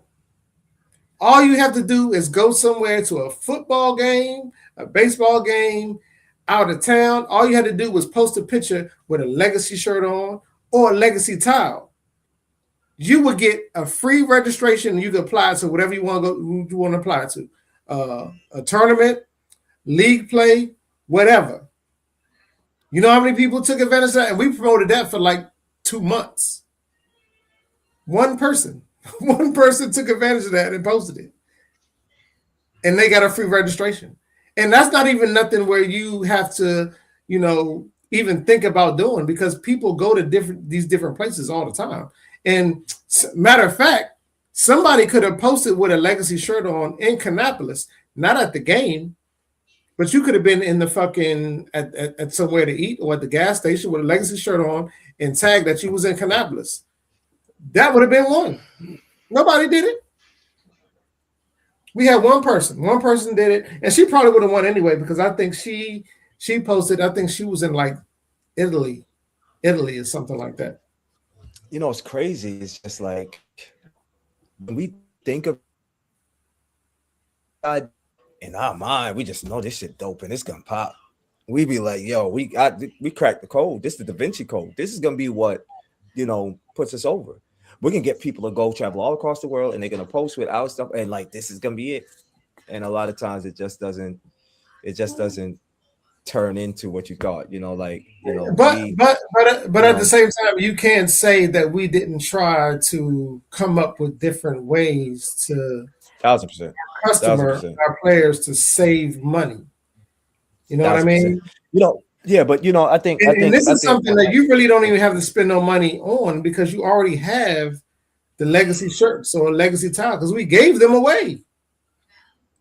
Yeah, 1,000%. I mean, but it's it's one of those things where it's just you sleep better at night knowing that you at least are giving it an effort as a group to provide solutions and provide ways, and we're gonna get back into this a lot too, but as it relates to just like the general survey that we have, not the post-tournament survey that we put out, which we still have to do. We got to get it out by tomorrow. The post-tournament survey that we do, that's traditional, but there was a year where we were giving out $10 credits for people to just take a survey. Take 1 minute. Yeah. Just take a survey. We give you $10 off. And that I did see value in because when people were asking, hey man, you ain't got no discount, we do. How I get it? Take the survey. They'll go and take the survey just to get the discount. Whether they were truthful in their responses or whatever. That boy Sonic really turned that camera off too. No, they gone for the night. Yeah, they're gone. They're gone for the night. It was one of those things where we were starting to see, but we were able to provide players. We incentivized them for helping us kind of learn some things that we needed to learn from them, and in exchange, we got some important information, and they got some credit, to their account. So, that's funny. That's funny. That's funny. I got a question for you. Where are you with when people say that you don't like to take constructive criticism? Where am I with it? Yeah. Um, Well, I how think do you value constructive criticism, or it depends on where the criticism is coming from? I value the constructive criticism. I embrace the constructive criticism. I welcome the constructive criticism. I think for me, it's just really about growing and learning um, what how can I say this? Where it's coming from, learning and growing where it's coming from. Is it coming from a genuine and sincere place, or is it coming from a disingenuine place? And so for me, a part of what I've been doing for years now is after every event, we ask you to provide us with your criticism through our survey. We put the surveys out there and we say, hey, tell us how we did. But the questions that we put into our survey are not just, hey, give us a pat on the back and tell us how great this experience was and about all these amazing things that we did. We actually build questions into that survey like, tell us your 3 worst things about this experience. Tell us 3 things that you think we could have done better. And if these are questions that we're asking that doesn't even fit to your experience, we want to provide you with an open box where you could just be as open and candid as you want. And so if you're not willing to take a constructive criticism, you wouldn't even put that in a survey at all. Right. I think there's been times where I got constructive criticism on Sunday and I loved it. One of the coaches came up to me. He said, hey, he said, can somebody point me to the tournament director? So Kenny and all of them, they was like, this is your guy. He said, hey, can I rap with you for a minute? I said, absolutely. And him and I, we go over to the side and he's providing me with constructive criticism about how he would like to see the format, for future tournaments, because he's a softball guy and he comes from a softball world where they do things a certain way. And he saw an opportunity for that. But the way he delivered it, we dapped each other, dapped each other up and, hey, man, I love that feedback that you gave. I was very receptive to it, and so I do believe that I'm somebody who's open to constructive criticism for sure. You don't get to be in a position and accomplish the things that we've accomplished as an organization without constructive criticism, because what I can tell you is that we've made so many mistakes along the way, right? We went down so many of the wrong paths where it's taken criticism for us to get it right. You feel what I'm saying? And so, but just being able to distinguish between that and being able to distinguish between, yeah, that person just want attention, or that person's just looking for a reaction, or that person's just, saying that, but I'm not going to put any energy into that because they had an opportunity to say that to us. So we give them a platform to say that. Or if it's coming from a person where there's no balance, right? Like, why you never really say anything good. It's always really like negative with you. So I while I hear you, like I hear it from a distance, and I'm being responsible enough to control how I feel when I hear it, because I don't believe it's coming from a genuine place. You see what I'm saying? So like for me, but I've had to learn and grow how to approach it like that. You know what I'm saying? I got people all the time when they criticize us. They may start off with something positive. Hey, I like how you did this. But this, then like, or they may not even start off with something positive. They may just go straight into it. But your spirit could pick up when it's coming from a sincere and a genuine place versus it's not. And I had to just kind of go to that space. I just had to. But we're all a community. We're all a community. We're all, closely connected through this game of kickball that we love. And you have players that invest a lot into the game to get an experience that they enjoy. So naturally and rightfully so, if they have an experience that they don't enjoy, they're going to want to share that with the people who are creating the experience. As the creators of the experiences, you and I think it's important that we do have open ears and we do listen to that and we do take that seriously and things like that. But again, I think it's important and responsible for us to know how to decipher between what's genuine and what's not. You know what I'm saying? Absolutely. Yeah. That's the best way I could explain it. Right. No, that definitely makes sense. But that was just for one of those questions for people that may have an inkling as to he doesn't take constructive criticism. And, I just wanted to put it out there so you can clear the air and be like, hey, it's definitely something that I do enjoy, that I want to have.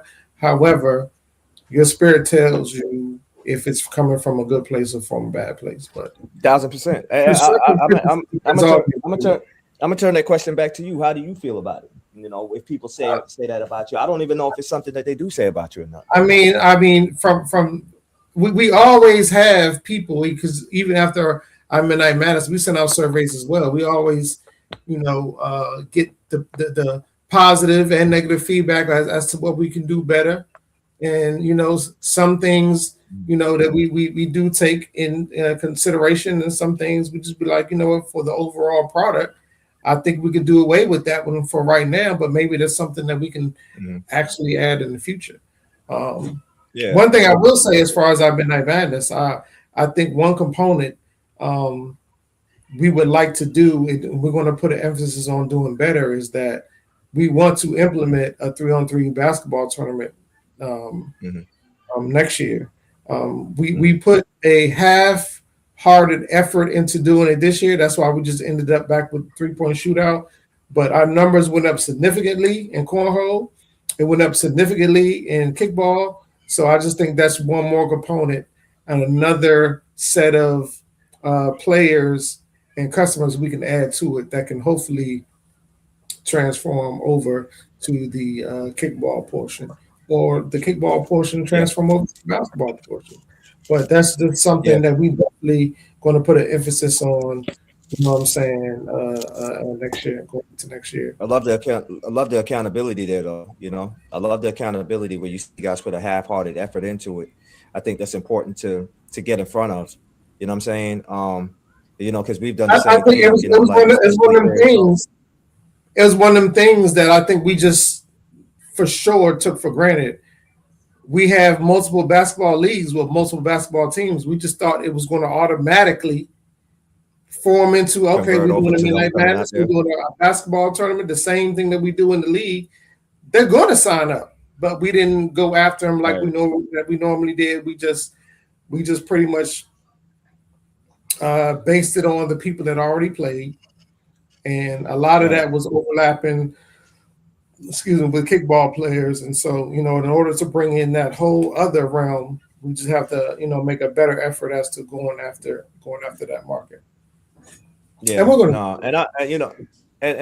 while we're on the topic, we talk about constructive criticism, things like that. I do want to kind of expound on that, because I also think that, in our time and in our existence, we started this Turf Wars brand in 2019. You know what I'm saying? And since that time, one thing that I can say about our organization is we've been blessed and fortunate with the opportunity to still be here throughout the entire time, from without any breaks, without any pause, and without any, okay, we're going to, we've been here, and we've been consistently putting together experiences now since that time that I think many can enjoy. But one of the things that I do know is that when we were kind of, first getting into this thing, there was a lot of constructive criticism, what you would call it, from a community that didn't really necessarily care to see the first Turf Wars, but wanted to see the second coming of their favorite organization. And I think for us, that's not the community that we were looking to build. We weren't looking. We were looking to build a community of individuals that's willing to embrace us and accept us for who we are as an organization. Like, buy into, culturally, the things that we're trying to provide, the experiences that we're trying to create, the moments that we're trying to cultivate, all these type of things. And it was certainly one of those things where, this year, more so than ever, very, very, very, very intentional about making sure that the community that we are building is going to be one that embraces us for us being the first Turf Wars and not the second coming of any other organization. You know what I'm saying? We're starting to see some changes in terms of what this community looks like. We'll continue to keep on revamping and revising this community. And welcoming new players and a community of players that's gonna really kind of be a part of that growth with us. So that's another thing as we talk about constructive criticism that I think is important. Knowing that the criticism is coming from a place where it's to see a better you. I want to see a better legacy. I don't want to see a better X organization 2.0. You see what I'm saying? I want to see a better legacy, or I want to provide criticism to legacy to see them be, the best version of themselves. Not the, that makes sense. Yeah. Yeah. So so I think that's important. I really think that's important to add is when we talk about that. It's highlighting that. Yeah. No. Absolutely. Absolutely. That is definitely something that I wanted to put out there and discuss. And going back to that, like our surveys from last year was the reason. Going off the surveys, what we've seen people say as far as the format, as far as Midnight Matters, that's why the format changed, because it went off the survey that you guys provided. You didn't like the hour on and hour off. You rather be a traditional tournament where you play straight through. But the only way to do that, based on the amount of fields we had, intermediate had to go first, advanced had to go second, which means one of them had to start at around 1:30 or 2 a.m. and go straight through. They played all the way through. And so the reason why we decided to go with intermediate first, we just felt that was like the older crowd. And so we felt that the advanced was a lot younger, and they could probably, be able to withstand that going first versus the intermediate. So that's how we go. Just something simple like that. But, but again, we definitely surveys, and we base the surveys, not everything, but for a lot of the stuff that we figure out, I ain't never thought of it from that perspective. That makes sense. That is a change that we can do. And so let me ask you a question. Well, I not really a question, but to kind of add to that, like I think a lot of times, number one is when we do surveys, you're never gonna get 100% in agreement, right? So you got to kind of, if you're gonna base a decision off of a survey, everyone who takes that survey, including the decision maker, has to go into it knowing, hey, look, we got to go with majority rule. That's how these surveys work, right? Yeah. We got to, because you get 99 people that say yes, and one person will always say no. That's just the way they work. Yeah. And so not only that, but also the questions, the answers that the consumer is providing is something that we felt ourselves was the issue. Then definitely, yeah. So we're not the only ones who felt that way when we saw that too. So you know what I mean? It's like reassurance, saying, okay, you know what? Not only do we feel like this, but the people who are investing in this experience feel like this as well. And so it kind of lightens, like, takes away some anxiety and makes it, make you take a deep breath and say, you know what? Okay, like we are making the right decision, but you're never gonna make everyone happy. Especially when a lot of people don't really like change a lot of times, So like that's something too. Like I can tell you, if I tell you how many people, yeah, go ahead. No, I'm gonna say one of the biggest things was from the cornhole aspect of the tournament, because we really had some actual real cornhole players playing. You know what I mean? And they was mixed in with the kickball cornhole players. Whereas the kickball players, they were good, but at the same time, this cornhole thing wasn't their main focus. Kickball was their main focus. So I say that to say, when it came down to teams being matched up to play each other on different boards, where the real, I call them the professional cornhole players was playing, and they was playing the kickball cornhole team. A lot of times, whoever was hosting had to go out into the field house and let them know, hey, y'all got a game coming. Y'all got to come back over here. And the professional cornhole players was like, yo, what the fuck is we waiting for? Like, why are we waiting for them? Yeah. We ain't got time to wait for them. They not here. It's a forfeit. Like you know what I'm saying? That's how they are with it. So we had to come. We have to come up with some type of balance to where when we have those two different diasporas of players, how to do it to where nobody feels no type of way. But the way we did it was to make it balanced and to separate them, we had like 4 games of pool play, so to speak, in kickball terms. And after the 4 games, you were rated on your score, what you scored when you played. Even if you went 0-4 in your pool play, depending on what you scored as you were playing, put you in a bracket where you was going to play in a bracket where you got money versus playing in the lower bracket where you just got a trophy and a championship. So naturally, it kind of played Nine itself times, out the way it was because the professionals they gonna put them numbers up, so they gonna be already in the bracket of their own for the money. While the kickball exactly. players they ain't putting them type of numbers up, so they gonna be playing for the trophy and stuff like that. In which they would be definitely fine with because they could say they won a cornhole championship. Cornhole championship, absolutely, Yeah, 1,000%. Yeah, yeah, 1,000%. yeah. Nah, but I mean, I think there's a lot of great things that's happening right now. I think in terms of what we're trying to build, what we're trying to accomplish, and I'm re-inspired, I'm re-motivated, and I know we talked about. There's been some talk about Olympics, that we put out there, um, a week ago, and I, I don't think I really kind of put everything into context on the last call because it was like, we was just really focused on New Orleans, but I do want to take a little bit of time just to kind of highlight that and talk about that. I know we passed our 2 hour mark, but That's it fine. ain't We gonna already take passed long. it. There ain't nothing we can do.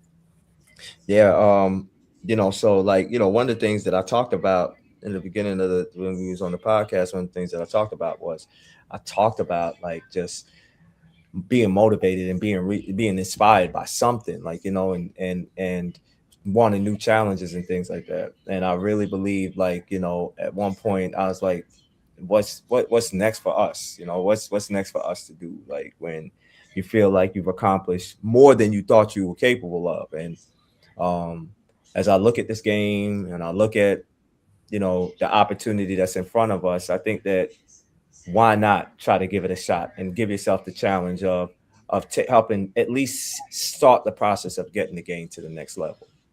And while there are a ton of check boxes, I'll be honest with you, there are a ton of check boxes that must be checked.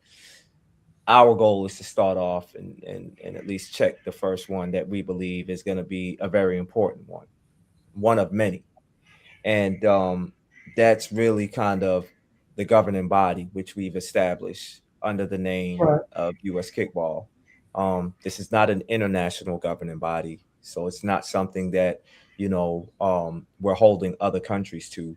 Right now, this is a national governing body where our focus is more so domesticated. It's here in this U.S. soil and this territory. And the long term scope, the long term vision is that an international governing body will be soon to follow. And what a governing body is just simply having an overarching group that's ensuring or seeing to it that the way that the game of kickball is being played is all unified. It's all being played a certain way from youth, Gen Z currently, where you talk about middle school, high school, local adults, up till national tournaments. And not only seeing through it that it's played a certain way with a certain set of rules and a certain set of guidelines, but also certain formats, certain type of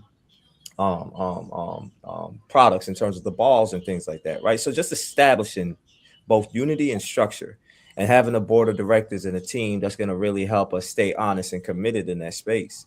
And so a lot of that is going to now start taking place under US Kickball. And the benefit to it is that, US Kickball now is going to be something that can serve as a sanctioning for certain events. So, for example, you have turf wars tournaments now that will be sanctioned by US Kickball. And what does that mean? Well, that means that turf wars is going to be played a certain way. The formats are going to be played a certain way. The rules that we're playing by are going to be played a certain way. What's the benefit for the players that are playing in a sanctioned tournament by US Kickball? All right, well, your stats, your record, your team, all of these type of things will now be tracked, be recorded, and it does put you in consideration for Olympic consideration in the event that we start to look at, okay, who are some of the top players in these respective places and things like that, right? So there's a lot that's going to take place and a lot of work that has to be done.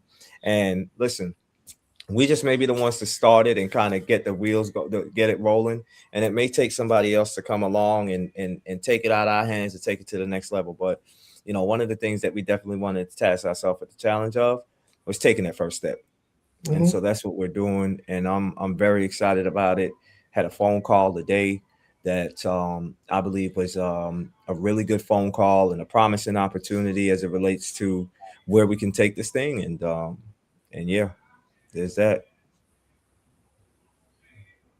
No, but I think that's definitely something that what we was talking about earlier. It's one thing to say something, and it's a whole nother thing to be able to put the shit into motion and to actually execute it. You know what I'm saying? So as of right now, the things are being put in motion to be able to Yeah, execute. yeah, Yeah. This is not something that's going to happen overnight, but the seeds yeah. are You being know, planted. The seeds are being planted to, you know what I'm saying, take it to that next level and that next step. yeah, man. You know, and I kind of got upset with myself when I put it out there because you know, you know how we get down, man. We don't really talk about things or put things out there if we one if the ink hasn't dried, or two, we don't feel confident in our ability to really see it through. Right. And I got mad at myself the other day because we put it out there, and you know, you get your doubters, man. You get your naysayers. Oh man, they're not gonna do that, man. They're just doing this, doing that. I'm like, man, look, check it out, man. When do we get the benefit of the doubt? Right. You know, have we not delivered on everything that we said that we were gonna do when we said we're gonna do it? So now, I was like, you may have should have waited until you. But you know, on the flip side, I do get excited about just knowing um what this commitment is going to do for not only us as a committee and board of directors and governing body and all of that, but naturally what it's going to force us to do for the game overall of kickball. Mm-hmm. It's no more selfishness in this thing. It's no more. It's being all selfless. It's all about really kind of creating and establishing a pathway, not only for us in, you know, however many years, but the generation that's coming beyond us, and giving them something to be excited about, and giving them something to be encouraged and motivated about for years to come, well beyond our days. And so that's what this is about. That's what this challenge is about. This challenge is about um, um, not allowing what we've created in this moment right here to go in vain. To go in vain. Yeah. Yeah. No, I'm with you. I'm with Yeah, you. so there's that. You know, there's that. I'm with you. All right, man. It's coming that time, man. I gotta go. I gotta go. Yeah. My dinner been waiting on the stove for a minute. Okay. Yeah, man. Yeah, man. So All right, man. again, I Well, I want appreciate to. the time. No, I was saying I want to congratulate you on a successful, tournament, the Bayou Bash, in New Orleans. Um, Looking forward to Tampa coming up. Also looking forward for Call of the League coming up September 25th and 26th in Charlotte Yeah. or / Hunterville, North Carolina. And, just keep continuing making 2026 great. You know what I'm saying? We will, man. We'll try our very best, man. Same to you, Yeah, man. I mean, Congratulations all we got to do is success. stay the lane, stay focused, and you know what I'm saying, just keep doing what we do. You know what I'm saying, and everything will work itself out. Indeed, I agree. And then we have to figure out. No, I'll talk about it on the side online. All right. That'll work. Legends never die. I'll holler. All right. All right.